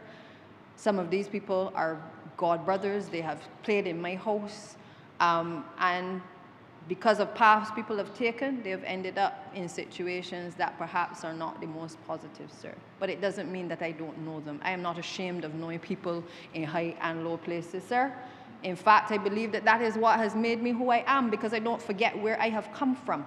So when I speak not only because I can walk with the kings and the queens, sir, but I can also work with the people, and I can walk amongst the people who I understand what my responsibility is as a representative to pull them from out of their plight. So I agree today, sir, that this legislation that the Honourable Attorney General has worked on, that his predecessor has also worked on, and our amazing team that we have of members of parliament that have been able to input into this legislation, along with the drafters, have been able to craft something that is unique to Barbados. Because when we think of terrorism, we think of a different level of terrorism. But we have seen a level of people being terrorized by gun violence in a way that has manifested itself in this little island that none of us want to see this continue to be the order of the day. And therefore, it requires a government not simply only to legislate and to talk, but to make sure that we have the necessary teeth in place and the necessary legislation to make sure that these incidences, not that they won't happen again, sir, but that we have the necessary legislation in place in the event that they do happen to be able to address the senseless killings that we see across the country. The Honourable Prime Minister herself has made the case for stronger legal tools after, I believe it was a January shooting in Bridgetown, which left 10 people injured, arguing that there's a difference between committing a serious crime and deliberately creating widespread panic and terrorism. And now we come today to be able to bring before this Honourable Chamber the Domestic Terrorism Bill, which, as I said, today I think we have to make something very absolutely clear. And the fact is that passing a law is not the same thing as solving a problem. Sir, the community that I represent, while I believe my constituents welcome the legislation, there is still a reality that many of them face. There's a reality that they live in densely populated community, which for the most part, many of them, because of the overcrowded conditions, sometimes they have to go outside into the open spaces because the houses are so cramped. And therefore, I know our position as a government is to ease the housing conditions of those who live in those areas, to be able to make sure that we are able to allow people to breathe a little bit easier. Mr. Speaker, these are what we have before us really is not theoretical. These issues of violence are not theoretical. And they're not simply statistics that we can raise here in terms of that every year we are seeing an increase in these types of violence offenses. The reality is that the people who are dying, they have names. The people who are dying, they have families. The people who are fearing when they are in these spaces, from the Sheraton facility to other public spaces, these are real people that we are dealing with. Real people that, whether we like it or not, the consequences for these people who witness gun violence leaves a lasting impression on their lives, sir.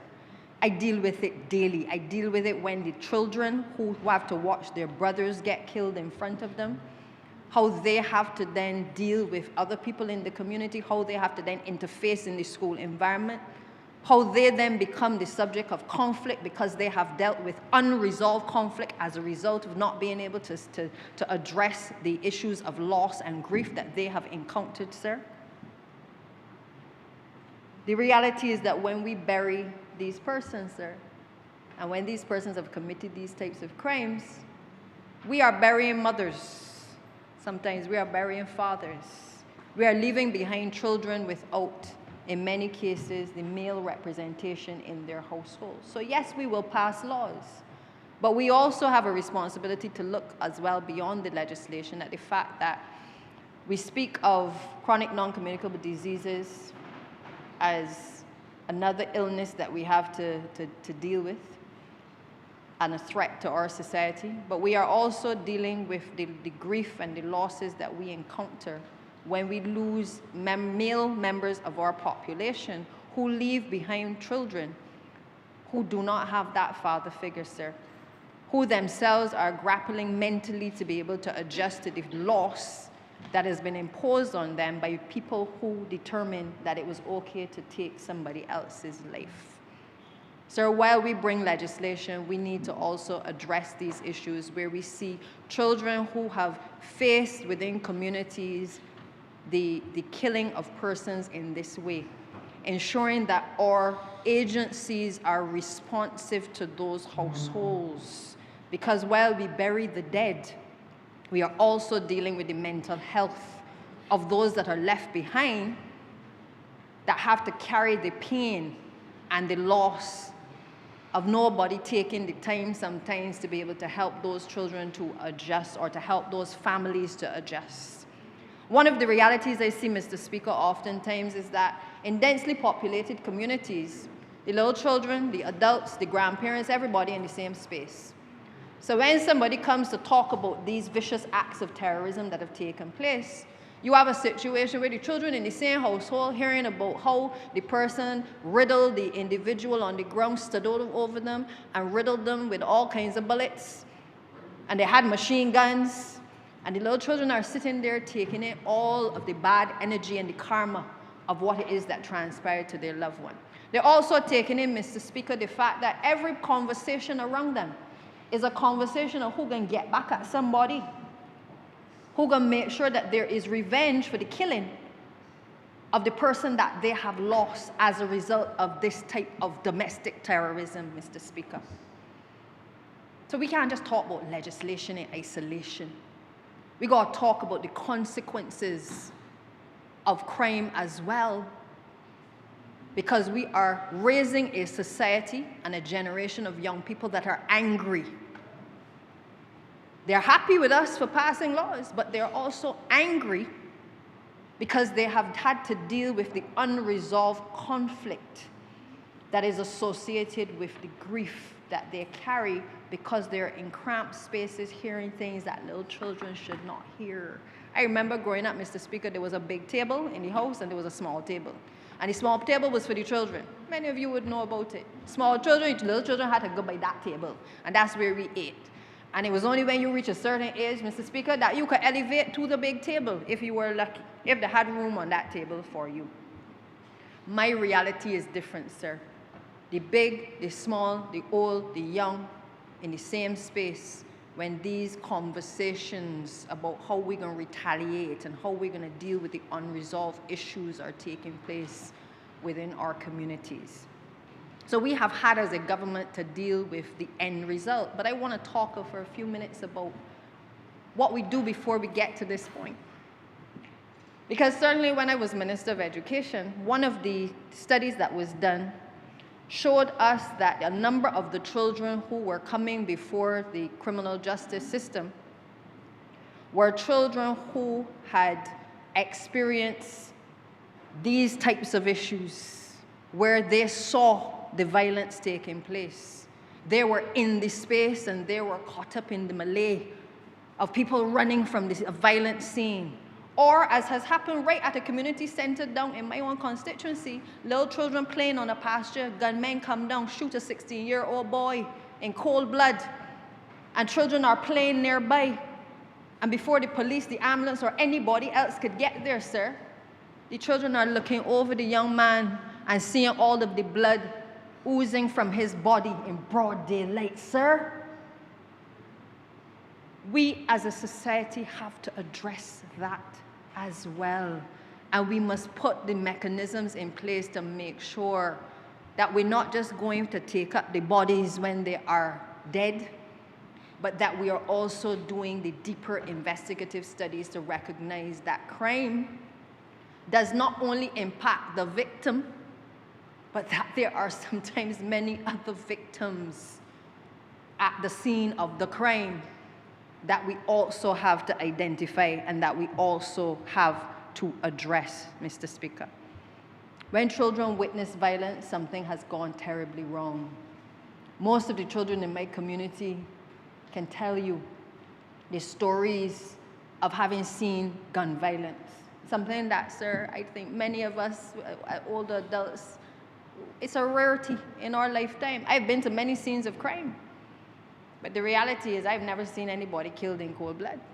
But my children in the community can tell me the stories of what they have seen, not what they have heard, sir, but what they have seen. And we have a duty to protect them from those things. So, sir, the last speaker who spoke gave an excellent account of all of this work that we are doing. This government has perhaps done more in terms of its youth programs than any other administration, sir.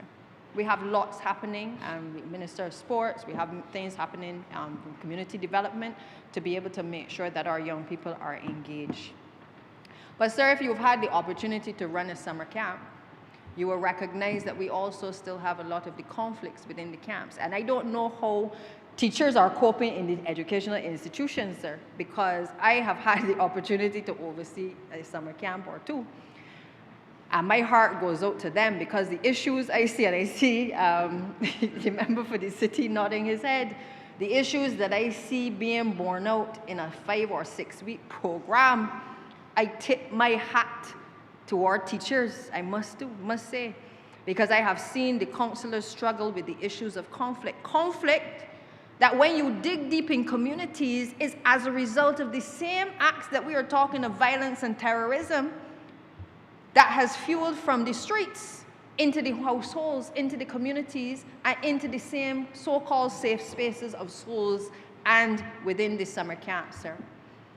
So perhaps while we encourage our young people to get involved and people to be a part of the summer camp program, I think we need some older people as well helping to mentor some of them, because I think some of the young ones, they are interested in being able to support the children, but I think that we have to recognize that just as we have put the support within the educational system with the safety officers and we've put additional guidance counselors, that we cannot take our hand off the ball. We also have to recognize that the summer camps are really an extension of school, and that maybe the time has come for us to be able to look at how we can extend that mentoring and that support within the summer camp program, because again, you have a captive audience of young people to be able to take that information to the fore. Mr. Speaker, I had the opportunity recently, because I have taken a position that it make no sense quarreling about the violence. We are doing what we are supposed to do as a government. But I believe that I have always been one who leads by example, and I put my thoughts, what I see, to action. And I've taken the position that I cannot save every child in my constituency, but I will do the best job I can to save the ones that I can. I take the view, Mr. Speaker, that before we get to the point where legislation becomes necessary, we have had enough evidence from the statistics, the criminal statistics, all of the criminologists that have written on this issue, that we have already identified some of the social issues that exist in relation to where we see pockets of crime associated with pockets of poverty. We have seen schools written in reports where we see the same behaviors being borne out, the same young people going to certain schools, ending up in our prison establishment. Mr. Speaker, you work in the law courts. You are familiar with what I say. I am not taking tales out of school. There is a reality. And therefore, what I believe we must do as a matter of urgency is address our minds to the additional resources that are needed in specific institutions and in specific communities to be able to target where we are seeing those numbers rising and those persons who are committing the acts of domestic terrorism taking place. I have a program, Mr. Speaker, called Reset. A Reset Weekend where it was a combined approach with Inspire Life Solutions and the Barbados Defense Force to be able to work together to take 50 young people from across St. Michael Southeast into a weekend retreat to be able to reset their minds, to reset their thinking, and to be able to have an ongoing program, both short, medium, and long term with them. In other words, we are not simply taking a photo op or using the opportunity for a photo op to say that we did something, sir, but we have done the assessment of the children, understood what are the challenges that the children are facing within the community and within the households, and we have determined that we will work with some of these kids and their households to be able to have an ongoing mentorship. And why, sir? Why have I chosen boys? I have done work with girls before, but I have felt that as a female, it is going to be very difficult for me to understand how the male, not only their anatomy, but how the male mind works. And therefore, I have felt that the best people to assist with those types of programs is actually males, is actually whether men from the community themselves who have been able to not only come from a community, but also to rise above their community. People who have not just allowed their circumstances to define who they are.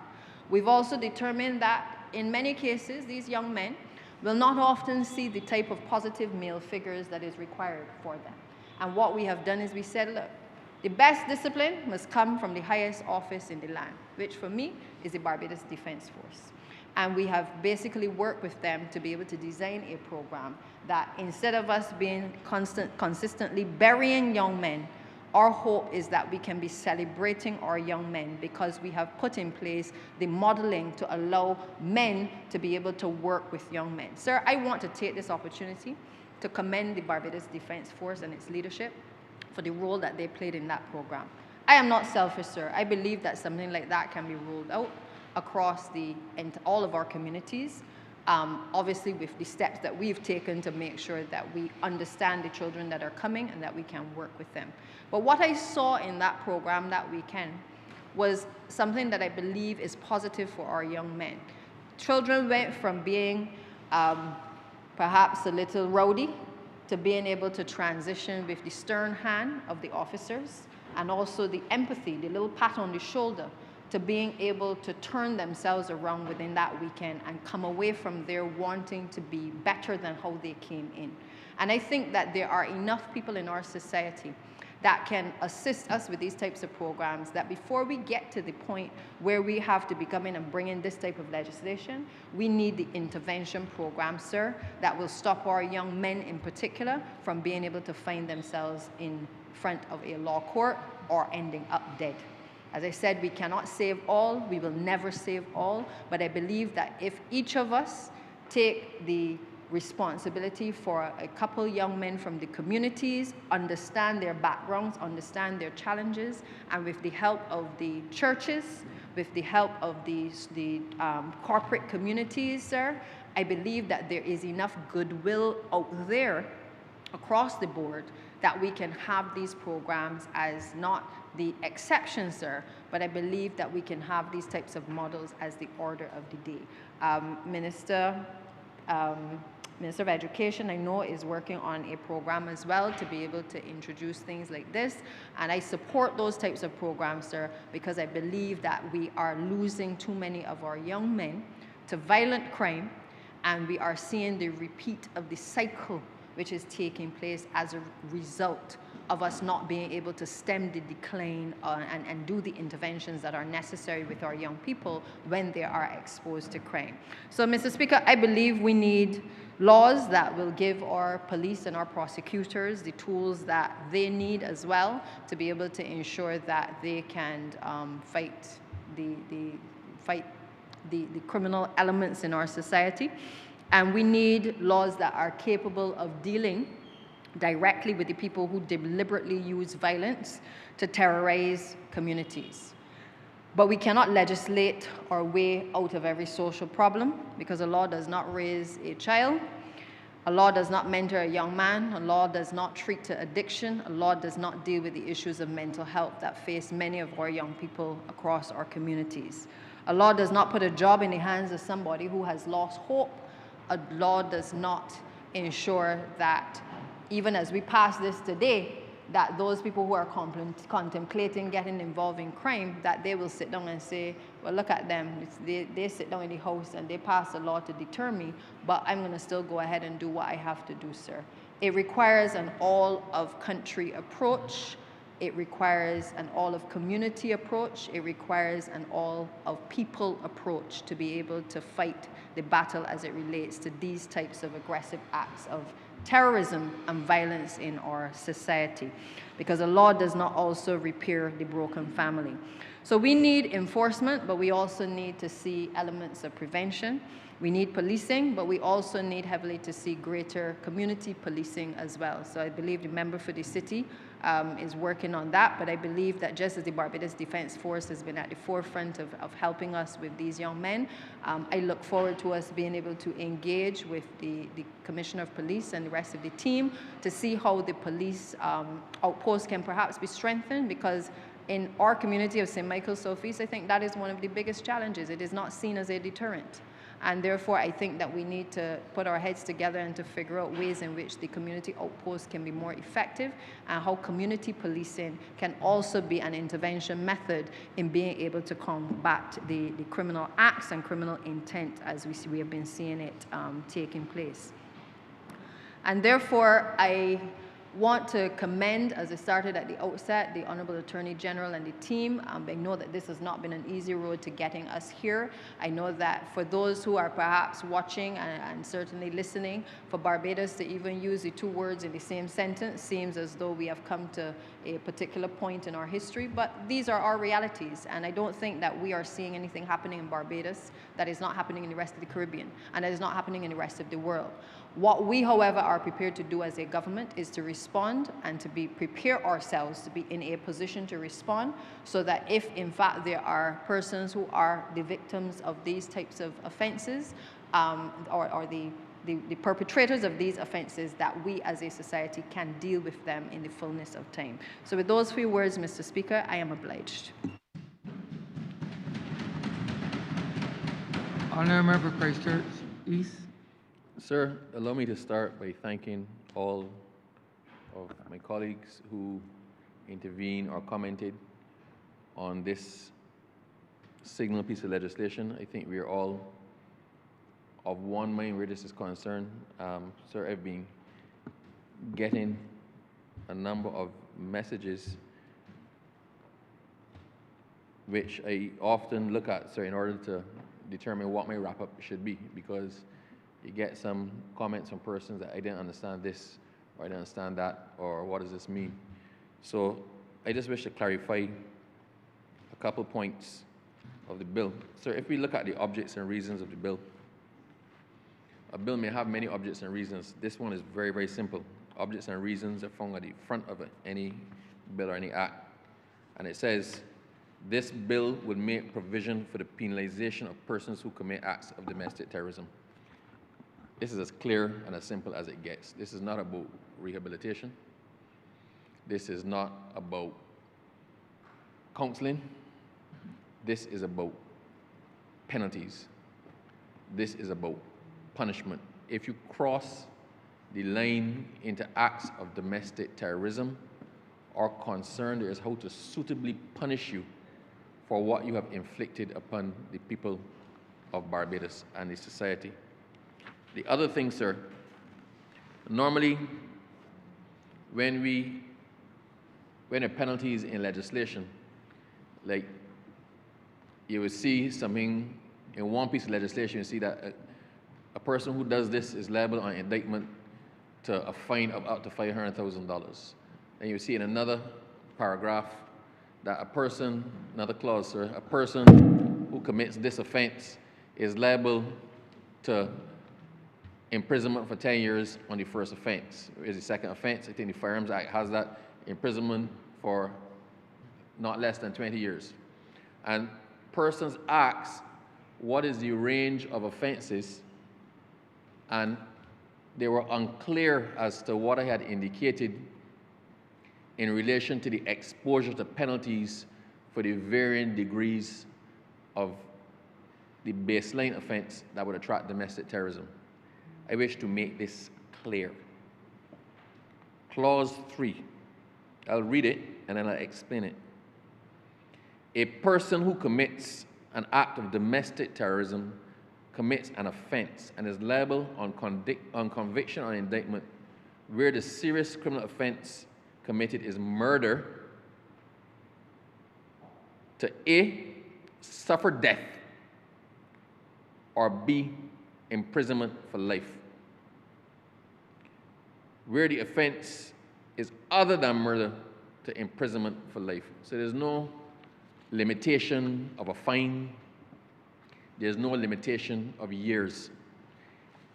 If your act of domestic terrorism results in somebody dying, the court has the range up to hanging, up to suffering death or the death penalty. And if it deems not to do the death penalty, up to imprisonment for life. The court is not capped in its jurisdiction or its penalties for domestic terrorism. The whole range of options is available to the court. Where the offense is other than murder, to imprisonment for life. So let us use as an example, sir, if I go and discharge a firearm and shoot at somebody, where there are 10 people there. It's in a public place, the public is there, those 10 people might fear for their life. The court may see fit to sentence me to 20 years. If I go, sir, and discharge the same amount of shots at a public activity on Farley Hill, where there are 15,000 people, for exactly the same amount of shots in the same place, then the court can sentence me up to life imprisonment. The court can look at the circumstances of the offense, and it has the full range of sentences. Where nobody's life is lost, the court can sentence you up to life imprisonment. And we know, sir, up to life imprisonment starts with 0 and goes up to life imprisonment. I will, however, suggest, sir, that if you are found guilty of domestic terrorism, you cannot even be looking for leniency from the court as a 0 or probation. The hammer will drop. If, as a result of your actions, you are found guilty of domestic terrorism and your actions have cost somebody their life, the court has sentencing options up to the death penalty. And if for some reason it decides not to impose a death penalty, up to life imprisonment. I don't think it can be any more clear, sir, than that. And if we look at Clause 3, Part 4, it says, to make it pellucidly clear, the commission of an act of domestic terrorism shall be considered to be an aggravating factor which should be taken into account when imposing a sentence on a person who commits a serious criminal offense. So the fact that you are found guilty of domestic terrorism is an aggravating factor. That is why the sentence runs consecutively. It is an add-on. It will lengthen whatever sentence the court was minded to pronounce on you for the baseline offense. I think that is probably as clear as I can make that. Sir, this is a landmark piece of legislation, and it's the creation of a necessary offense. As the honourable member for the city said, sir, We have done a lot in terms of our criminal landscape and our suite of criminal legislation in terms of imposing penalties and giving options to the court on how to deal with persons who perpetrate crimes against individuals or against the society at large. We have the anti-gang legislation, we had the gun court, we had the witness protection legislation. Sir, there's a lot more coming down the pipe. This is another one in a suite of legislation. It's a signal one. It's one that I guess hitherto had not been contemplated, but necessity has made it expedient to do so. As short as this bill is, sir, we did consult with the Barbados Bar Association in relation to this bill. We took the liberty of consulting with the judges who do criminal law as well, because it makes no sense to impose a piece of legislation in circumstances it would be difficult for the court to apply it. So up front, we said, let us have a conversation with those judges who preside over criminal cases to find out what's workable. Right? The policy was ours, but the application of it, it made sense to consult A, with the lawyers who will be representing the clients, and B, with the judges who at the end of the day have to pass on the sentence. So we did benefit from there. We also consulted, sir, with the DPP, some stakeholders and the Law Reform Commission. So as short as this bill is short, 5 pages, including the cover page. The substantive part of this bill, sir, is effectively 2.5 pages long. So it's one of the shortest bills I've ever presented, but no less impactful and meaningful because of its brevity. But however, as brief as it was, I can assure you, sir, I have never had as wide consultation on something. I have never gone back at it to change a word here, to remove a sentence, to add in a clause, to take out a clause, to consider something else that we have done in this. It's going to be tested in the court of law.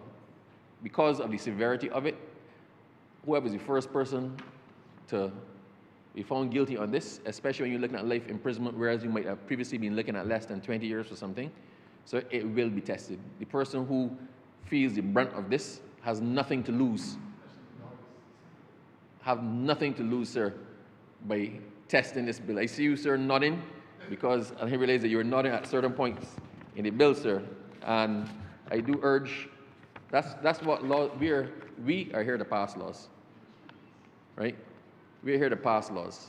The courts are there to create jurisprudence. The courts are there to interpret and to apply the laws. Defense counsel have a job to do. They're there to challenge the laws, right? And sir, but let us not even be confused as to the import of this. It was necessary that we, as the government of the Republic of Barbados, step up to the plate to give the people comfort that we have their backs and that we are doing what we can to combat this scourge. It's not about perfection for this one, sir. It's about doing something. Everybody is not going to agree. And if for some reason a challenge is made and we have to refine it, we will refine it. If we see a way to improve it, we'll improve it. There may arise circumstances that create other predicate offenses or recognize other offenses that are worthy of being considered, at which point, sir, we will do that as well. Right? But right now, it is necessary for us to pass this to give the people of Barbados comfort. This, sir, at the end of the day, is about keeping Barbados safe and harshly, to the fullest extent of the law, punishing those who challenge our peace, safety, and security. And sir, having explained that, I hope that I have answered all of the other questions. We will no doubt, sir, have some, I will lean upon the Honourable Member for St. Thomas to assist me with the public education on this, because it is setting a new regime and imposing perhaps the strictest penalties under any law in Barbados and the widest range to the court. So we will have to publicly explain what is at stake, so people can inform themselves as to how to not run afoul of this. But having said all of that, sir, I wish to commend this to you and ask that this bill be read for a second time. The question is that this bill be read a second time. All those honourable members in favor, please say aye. Those against, please say no. Me think the ayes have it. Sir, I beg that you do. Sir, I beg you do now leave the chair and the House resolve itself into committee for further consideration of this bill. The question is that the Speaker do not leave the chair and the House resolve itself into committee for further consideration of this bill. All those honourable members in favor, please say aye. Those against, please say no. Me think the ayes have it.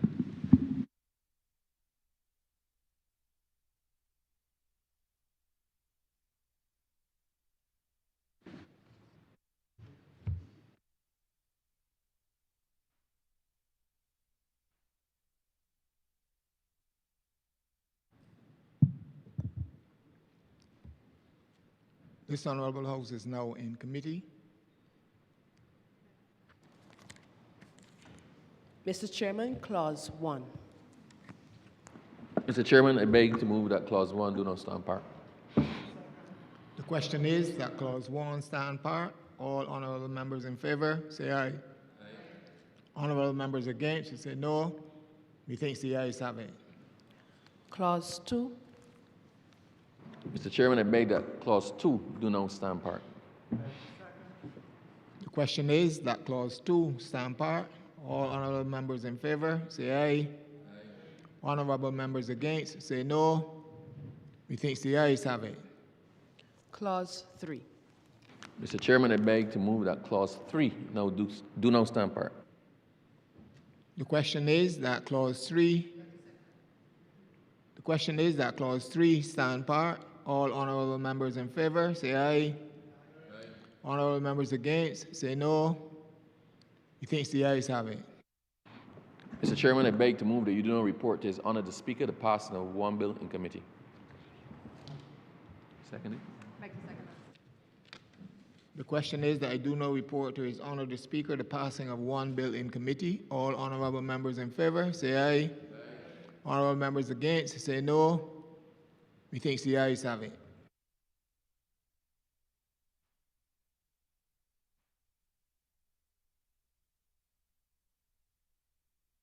Is reporting the passing of one bill in committee. Mr. Speaker, I beg to move that this bill be now read for a third time.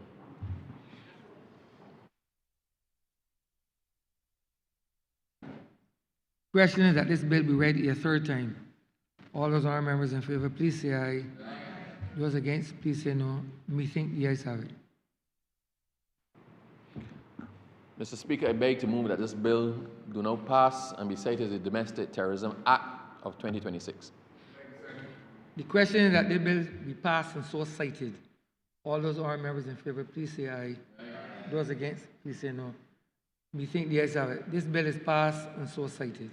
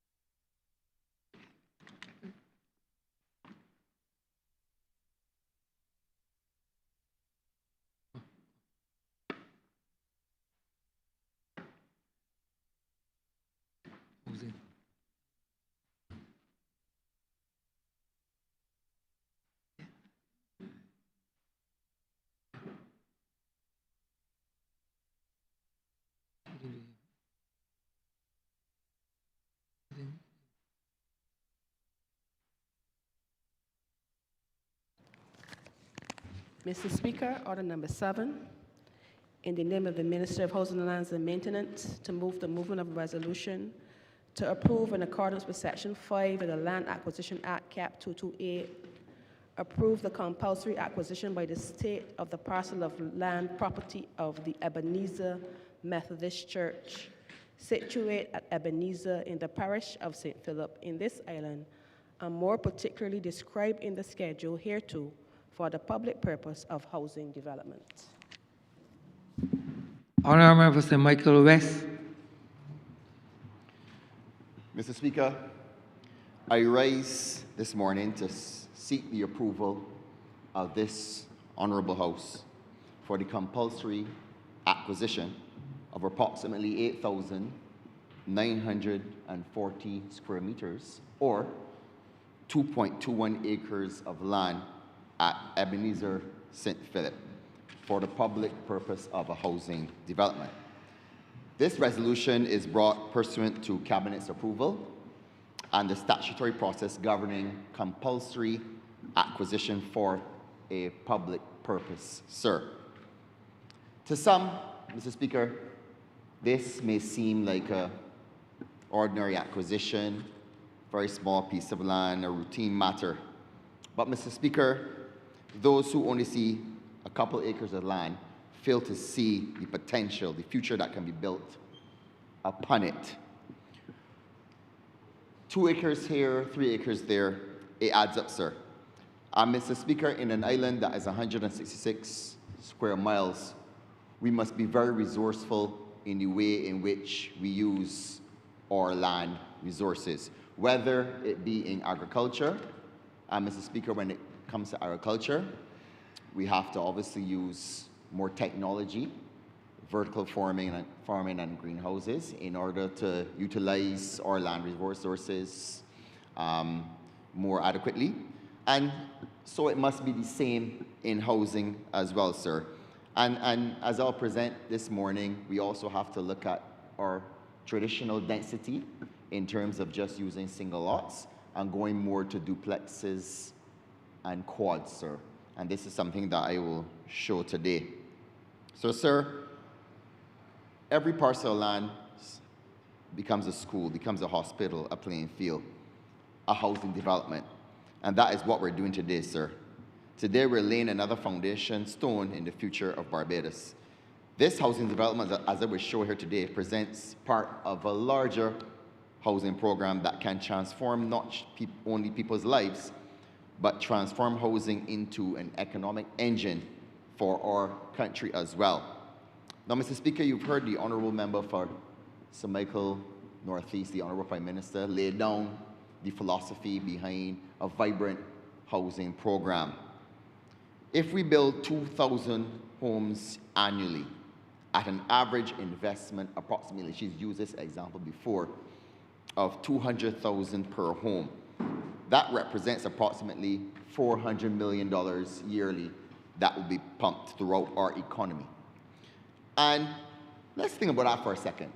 Economic activity of this magnitude, $400 million a year, that supports Barbadian businesses. It supports the procurement process for hardware stores.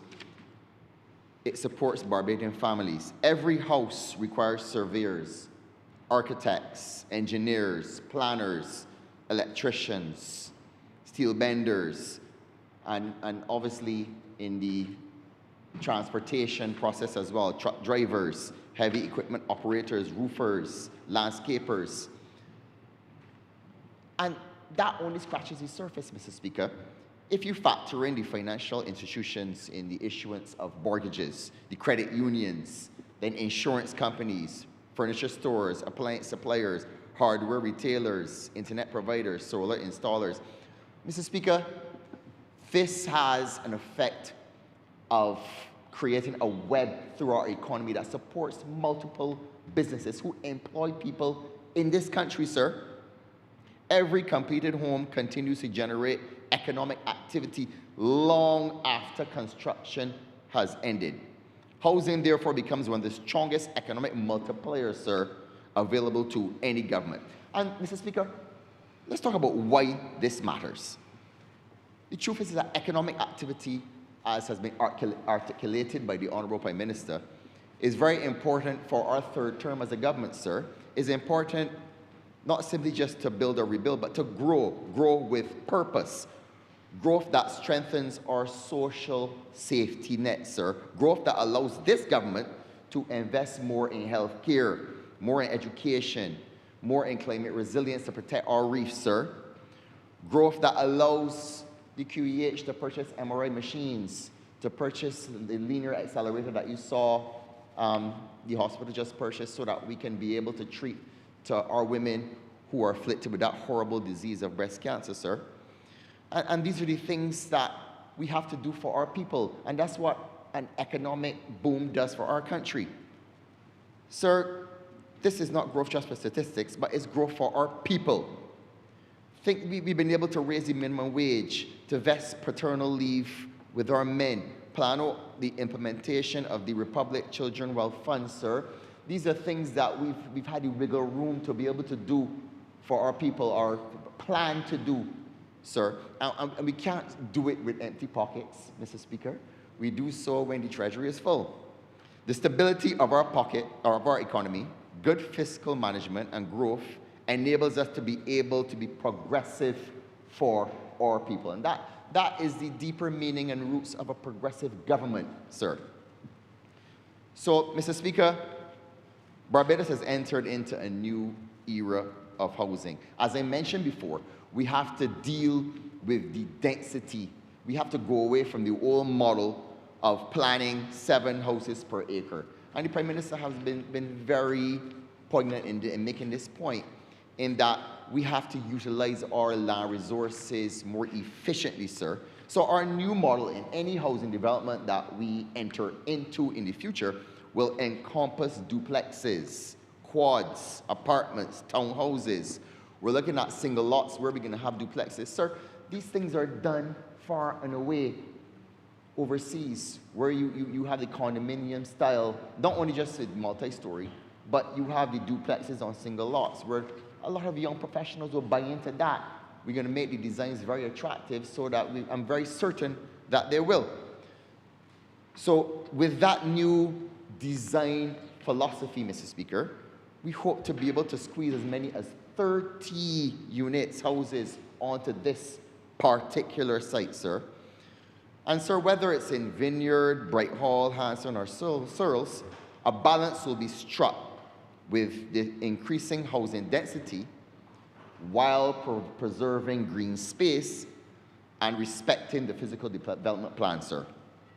And why is this important? Because the truth is that you heard the Honourable Member for St. Michael Southeast mention this about the density and the overcrowding in the Pine and in her constituency, sir.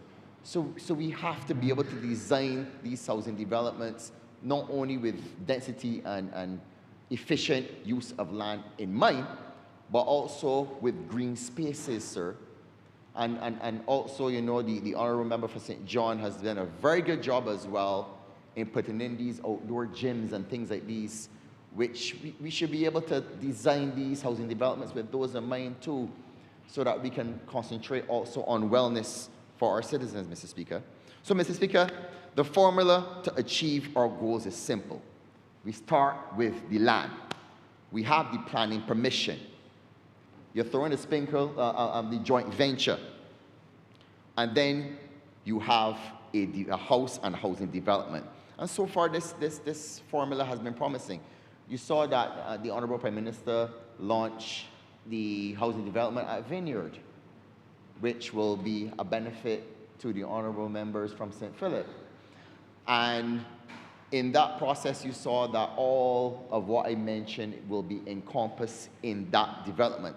That, sir, is also another joint venture that started with land, sir.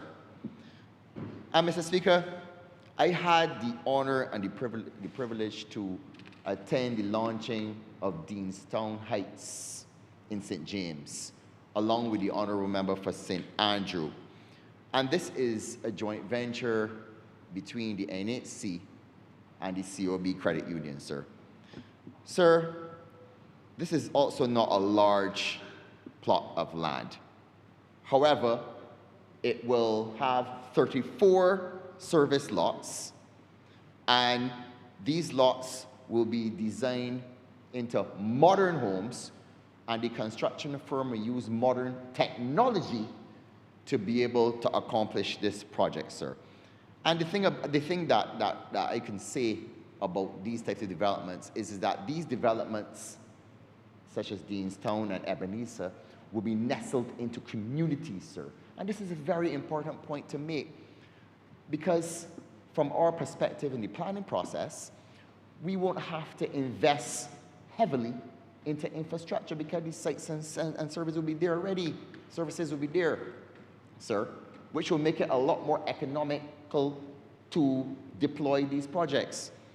And sir, there's something about extending already existing communities. If you want to call it a new community, I say it's an extension because it embraces all of the attributes that these existing communities have already. And I know that this particular development will be in the constituency of St. Philip West.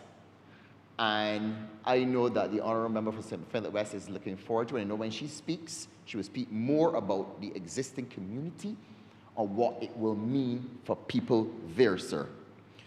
So, sir, we don't just go about and identify land by chance. Neither do we simply acquire parcels because they just become available. Every acquisition forms part of a deliberate strategy that balances housing demand, existing infrastructure, environmental sustainability, community development, and responsible stewardship of public finances. This parcel at Ebenezer satisfies every one of those considerations, sir. Mr. Speaker, it's not just about good planning, it's good economics, sir. Every dollar that the government does not have to spend extending kilometers of new roads, every dollar that it does not have to invest in entirely new utility corridors, sir, this can be deployed into affordable housing, sir. So, sir, this administration has made a conscious decision that every housing development must contribute to a broader national vision, which is strengthening our communities, surrounding communities, and each acquisition must deliver long-term value to the people of this country. Sir, you've also heard the Honourable Prime Minister mention at the same vineyard launch that we will also be entering, the ministry will be entering into a derelict housing program. And with a similar purpose, that we will use derelict houses and vacant lands, which we all have in our constituencies, and deploy those sometimes eyesores into housing, sir. Why is this important? Not only does it erase a nuisance in our communities, but similarly with Deanstown Heights and with Ebenezer, with other housing developments that we will engage in, these sites and services are already there, sir. So the truth is that when we're in the process of developing this derelict housing program, and when we identify these abandoned and dilapidated properties which have fallen into disuse, we will then reintegrate these houses into what was vibrant neighborhoods, sir. And we will look at the legal framework. We will look at ways in which we can amend legislation to be able to achieve this objective. In some instances, we will partner with the families to also see how we can adaptively reuse these properties and deploy them back into the housing system, sir. This is sustainable development in practice, sir. Mr. Speaker, it would be remiss of me if I did not say respect is due to the Ebenezer Methodist Church, sir. While treating to the land itself, it's important to also acknowledge its custodians, sir, and the history of that land which is being transferred. We cannot forget it, sir. The parcel is owned by the Ebenezer Methodist Church. This is, in fact, very significant because for generations, the Methodist Church has been a cornerstone in the development of modern Barbados. Long before the emergence of any welfare state or many of our present public institutions, the church stood at the heart of community life. And Mr. Speaker, we just buried our national hero, and you know, I thought about the Methodist Church and its matriarch, which is also another national hero in the right excellent Sarah Ann Gill. And so the foundations of what Barbados stands for is not just physical structures, but is vested in our national heroes. And I thought it was very important to mention that fact, because the truth is that the culture of this community is ingrained in this project, sir, and we want to keep all of the earmarks of that culture intact, sir. And the Methodist Church, being that it was there for generations, is very important to that, sir. And we know that the Methodist missionaries established schools for enslaved and free black children wherever possible, and Sarah Ann Gill protected and sustained the movement that made those educational efforts possible, sir. So it's important to recognize that fact. This is not just about housing, sir. This is about people, and we must say that. Mr. Speaker, that legacy is important, but also important is that this is not an action against the church, nor a dismissal of its long-standing service to the community. Rather, it reflects a shared understanding that land and resources should ultimately serve the public good. And following the amalgamation of the school and the relocation of supported activity, and I'm sure that the Honourable Member will speak about that a bit, it does not trespass on any other activity that happens in that community, sir. So this will be a genuine benefit to that community. And sir, at this point in time, I would like to reflect more on the broader housing initiative, which Ebenezer is a solid part of. I mentioned Vineyard, which will have about 1,100 houses or so. We have Todd's in St. George, Coverley Great House, Sergeant's Village, Hanson, and then I think the Honourable Member for St. Philip West will benefit again with Searles, if I am correct. And we have Bright Hall in St. Lucie, we have Branchbury West, and then I'm really looking forward to Lower Burney. So, sir, I'm excited about the housing program. I'm excited about the prospects for our people. And I think individually, each project is important. Collectively, they demonstrate a national housing system being deliberately built, not improvised. And sir, it starts with land acquisition. We are 166. So as I said before, we have to be able to use our resources wisely, sir. And sir, part of the housing program is that at the ministry, we have to be able to use each individual entity wisely, whether it be Hope, NHC, or the ministry itself. Hope is designated as a delivery engine, the engine which will engage in the development and engage in joint ventures. NHC, we have resources which will look at planning, design. We have architects that we're hiring to be able to treat the designs. We've already designed a lot of the houses which will be deployed at Ebenezer and all the other developments that we've mentioned before. And NHC will be more of a facilitator, sir, such as what you've seen at Deanstone Heights, and you'll see at Ebenezer as well. And 40 acres is you to right? I don't remember. Right, and at 40 acres. Of course, I was leaving a little something for the Honourable Philip West to talk about as well. So the truth is that it's called comparative advantage. Each entity within the ministry, we allow them to do what they're best at.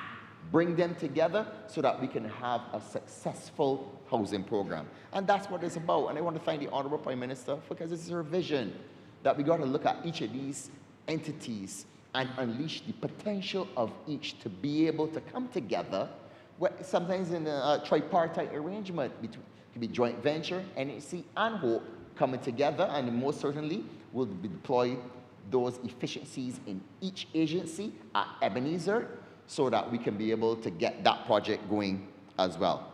And Mr. Speaker, you heard the Prime Minister talk about the industrial approach to housing. This is something that we cannot wait on, sir. So right now we're looking at technologies, we're looking at lots of different ways in which we can not only have efficiency, but build houses faster.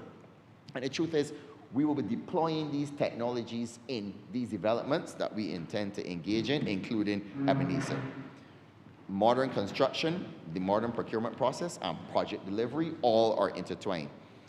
So, sir, we cannot speak about housing without talking about the fact that we need to be insistent on the way we build, but inserting climate resilience into our houses. And it's obvious why. We saw what happened in Jamaica, and the truth is that we have a unique opportunity to be able to build houses which are more climate resilient. I know sometimes we all see it on Facebook or Instagram when you see these Chinese expandable houses. And don't get me wrong, they have a role to play in recovery. We know that in Jamaica, thousands of these have been deployed, and these are more used as transitional housing. And there is a definite role for them to play in disaster recovery. We just saw the earthquake that happened in Colombia. We saw the earthquake that happened in Venezuela. Housing is going to play a central role in these disasters, sir. And the truth is that we've been blessed. Some people say that God is a Bajan, that we have not had the big one.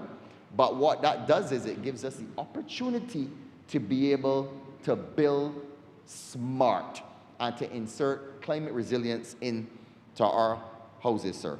So that is definitely what we're looking at there in Ebenezer and other developments. And that is why this government has we've already been doing this in our Roofs to Reefs program. And this is part of our national housing strategy, and why developments like Ebenezer are being planned not just for today's needs, but for the environmental realities that we face in the next 30 to 50 years. And part of the environmental realities is, and we saw it with Kadooment Day, a lot of people remarked on how hot it was. And we know that sometimes we gotta look to the old ways to be able to look how we can get these the cooling effect through these houses. Some of the old ways are the better ways. We see how the old people had the high ceilings and the pitch roofs, and that allows for the cooling to happen in a natural way.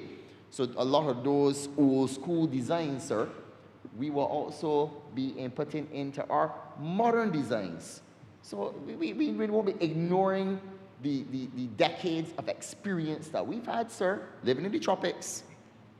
So, sir, all these things, when we amalgamate them, we're looking at future-proofing our communities. Communities that are designed to withstand stronger storms, equipped to manage changing rainfall patterns, ready for renewable energy integration, and it's obviously very important given that we have certain targets that we have to make as a country, connected to modern digital infrastructure, supported by efficient water and utility systems, and integrated into existing villages for social and economic continuity, as I said earlier.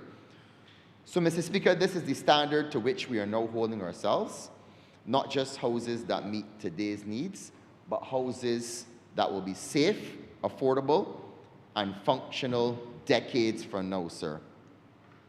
And Mr. Speaker, in closing, 50 years from now, no one would necessarily remember that I came here and laid this resolution here in this honorable house. But they will remember the families, sir, who built their lives there. They'll remember the children who grew up there. They'll remember the community that emerged there.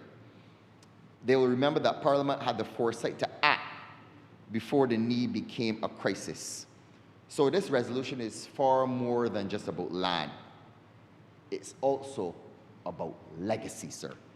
In the same way, the legacy of our founding fathers, our national hero, Sir Gary, Sarah Angill, who inspired generations through the pursuits of excellence in sports, and who fought for justice and opportunity for the impoverished, sir, the most vulnerable, and the enslaved in this country. Mr. Speaker, as such, the housing program under this ministry is about land to legacy, sir.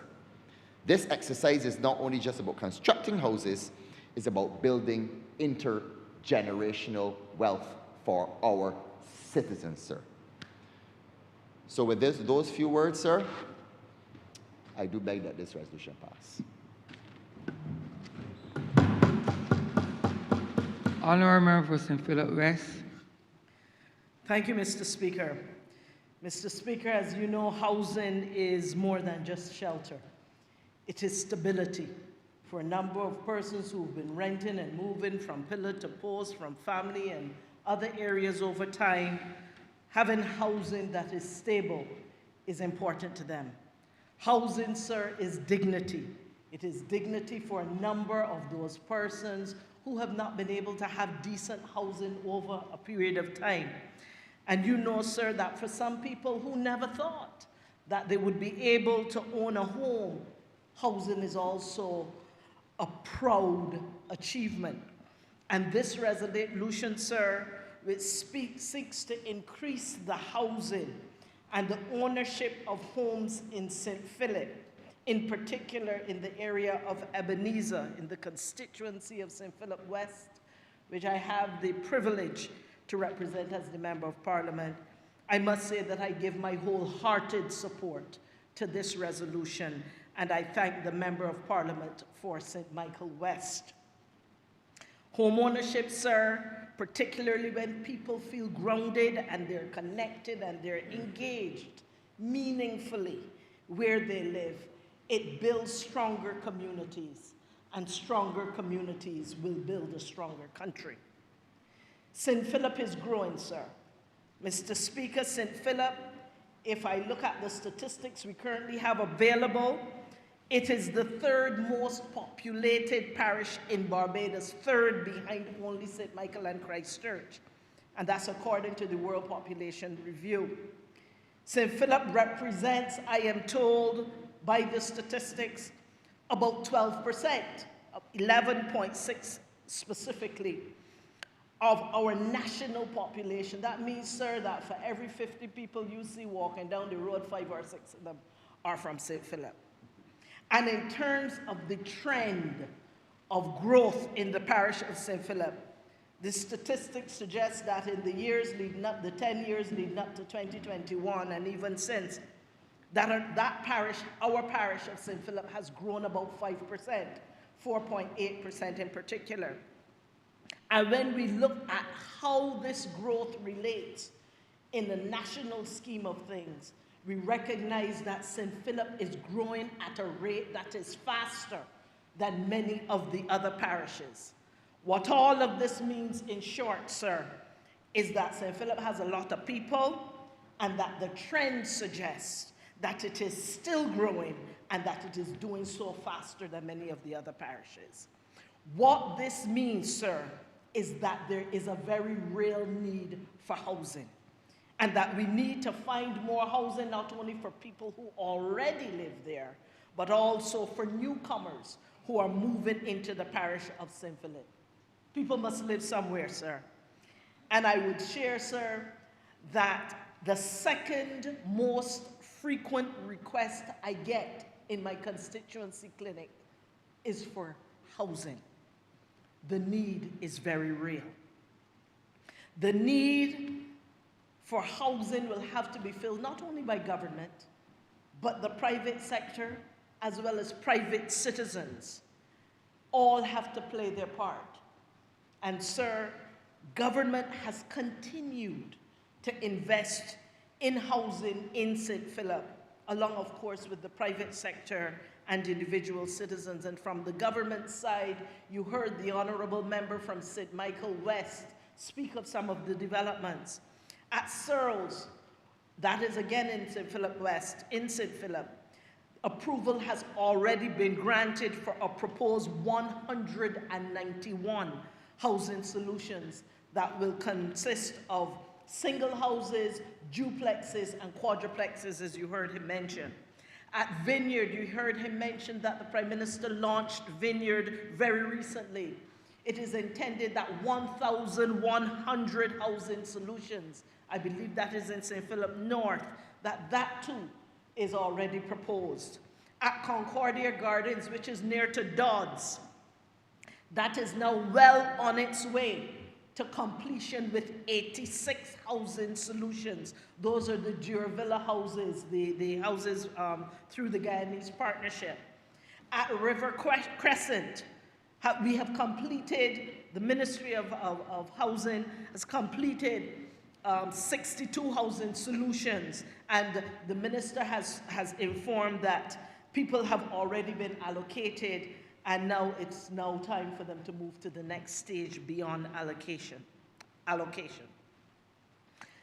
Ebenezer Community, sir, where this proposed project is intended to be, it is a mature community, sir. It is an aging community.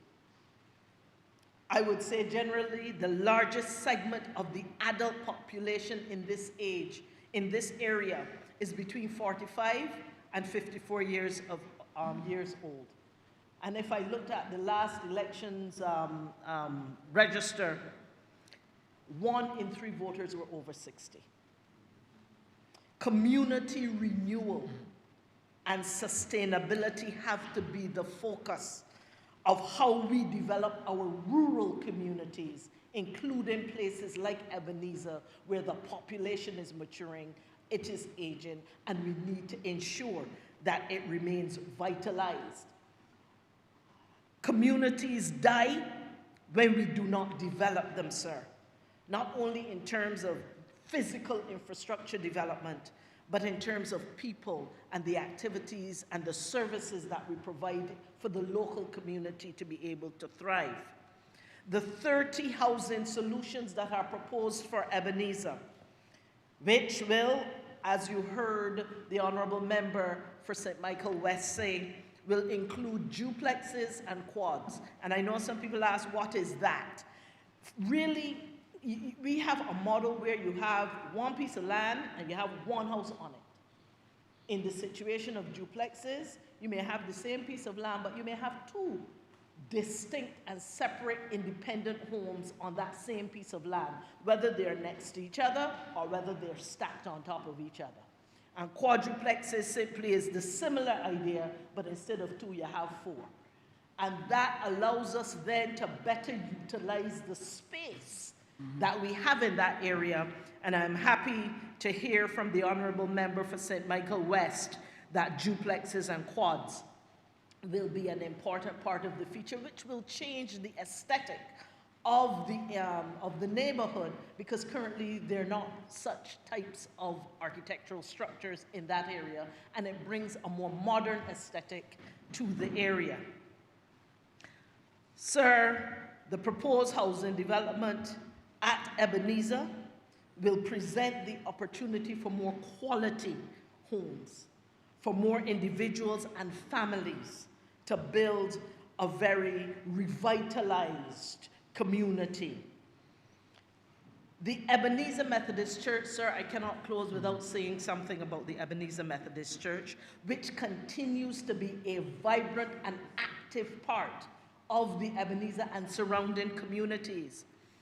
That the land which has been acquired from the Ebenezer, from the Methodist Church, that church is over 185 years old, with buildings that would have been opened back in 1841. It is encouraging, therefore, sir, that we will be able to utilize land that has been acquired over that 185 years of its history to be able now to build the future within that community. Going forward, sir, all relevant government agencies, financial institutions, developers, stakeholders need to continue to work together collaboratively and transparently. High building standards, which are suited to the evolving climate, need to be a part of how we build this house, these houses. And in fact, I must say, sir, and this is something that my constituents have asked me to mention, accessibility to mortgages and financing. because it is great to have the house, but if they believe that the house is out of reach because they can't qualify, because the financing models that are being used are not suited to their circumstance, sir, then it is still not accessible. Housing is still not accessible to them. And sir, you know that the kind of housing that you, sir, Mr. Speaker, might be able to afford, maybe a domestic worker might not also be able to afford. And therefore, we need to make sure that we have a range of housing options to ensure that all can be a part of this. As we provide housing, sir, the way in which this Barbados current government, and I believe governments going forward over time, must continue to provide housing in a way that there is a place for all, and for all a place on the landscape of Barbados. With these few words, I am obliged. Honourable Member Sir Michael Northwest. Sir, I rise today, sir, in support of this resolution to mandatorily acquire approximately 2.21 acres of land at Ebenezer St. Philip for the public purpose of housing development. Sir, I do so because housing is not simply about constructing buildings. It is about restoring hope, creating opportunities, strengthening families, and ensuring that every Barbadian has the dignity of a place to call home. Housing is one of the greatest social investments any government can make. A secure home provides stability for children to learn, sir. Security for seniors to age with dignity, and an opportunity for hardworking families to build wealth through home ownership. For thousands of low-income and middle-income Barbadians, owning a home remains one of life's greatest dreams. This resolution, sir, is another step towards making that dream a reality. Sir, I wish to highlight 10 important points in relation to this document, sir. This resolution seeks the acquisition of 2.1 acres of land, specially for residential development. This demonstrates, sir, that the government is actively identifying suitable lands to address Barbados' housing shortage. 2, the Cabinet of Barbados approved the acquisition as early as February 2024, showing that this project forms part of a carefully planned national housing strategy rather than a rush decision. 3, the land is already located near an existing community with access to roads, water, electricity, and internet services. Developing housing where infrastructure already exists reduces construction costs and allows new residents to integrate into established communities more quickly. 4, this document explains that using existing communities reduces the need for expensive new infrastructure, while allowing residents to benefit from nearby shops, churches, and community facilities. Sir, this represents sound planning and responsible use of taxpayers' money. 5, this document states, sir, that this parcel of land was once used as a cricket field, but has become underutilized because of the school has amalgamated and sporting facilities have moved elsewhere. This means, sir, that the government is seeking to put underused land into productive use for the benefit of the people. 6, this development has the potential, sir, to provide at least 22 single detached homes, with the possibility, sir, of increasing the number through duplex development. Every additional home represents another family moving from uncertainty to stability. 7, sir, this project will be undertaken by the National Housing Corporation and Hope, Inc., with emphasis on resilient housing capable of benefiting from future renewable energy initiatives, sir. This means these homes are being designed with the future in mind. 8, this project forms part of the government's broader commitment to build 10,000 houses across Barbados.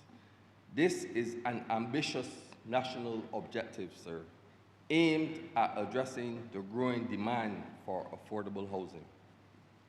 9, this proposal aligns with the physical development plan, sir, by expanding existing villages instead of having overgrown bush and unused agricultural lands. This creates a balance between development and environmental protection, sir.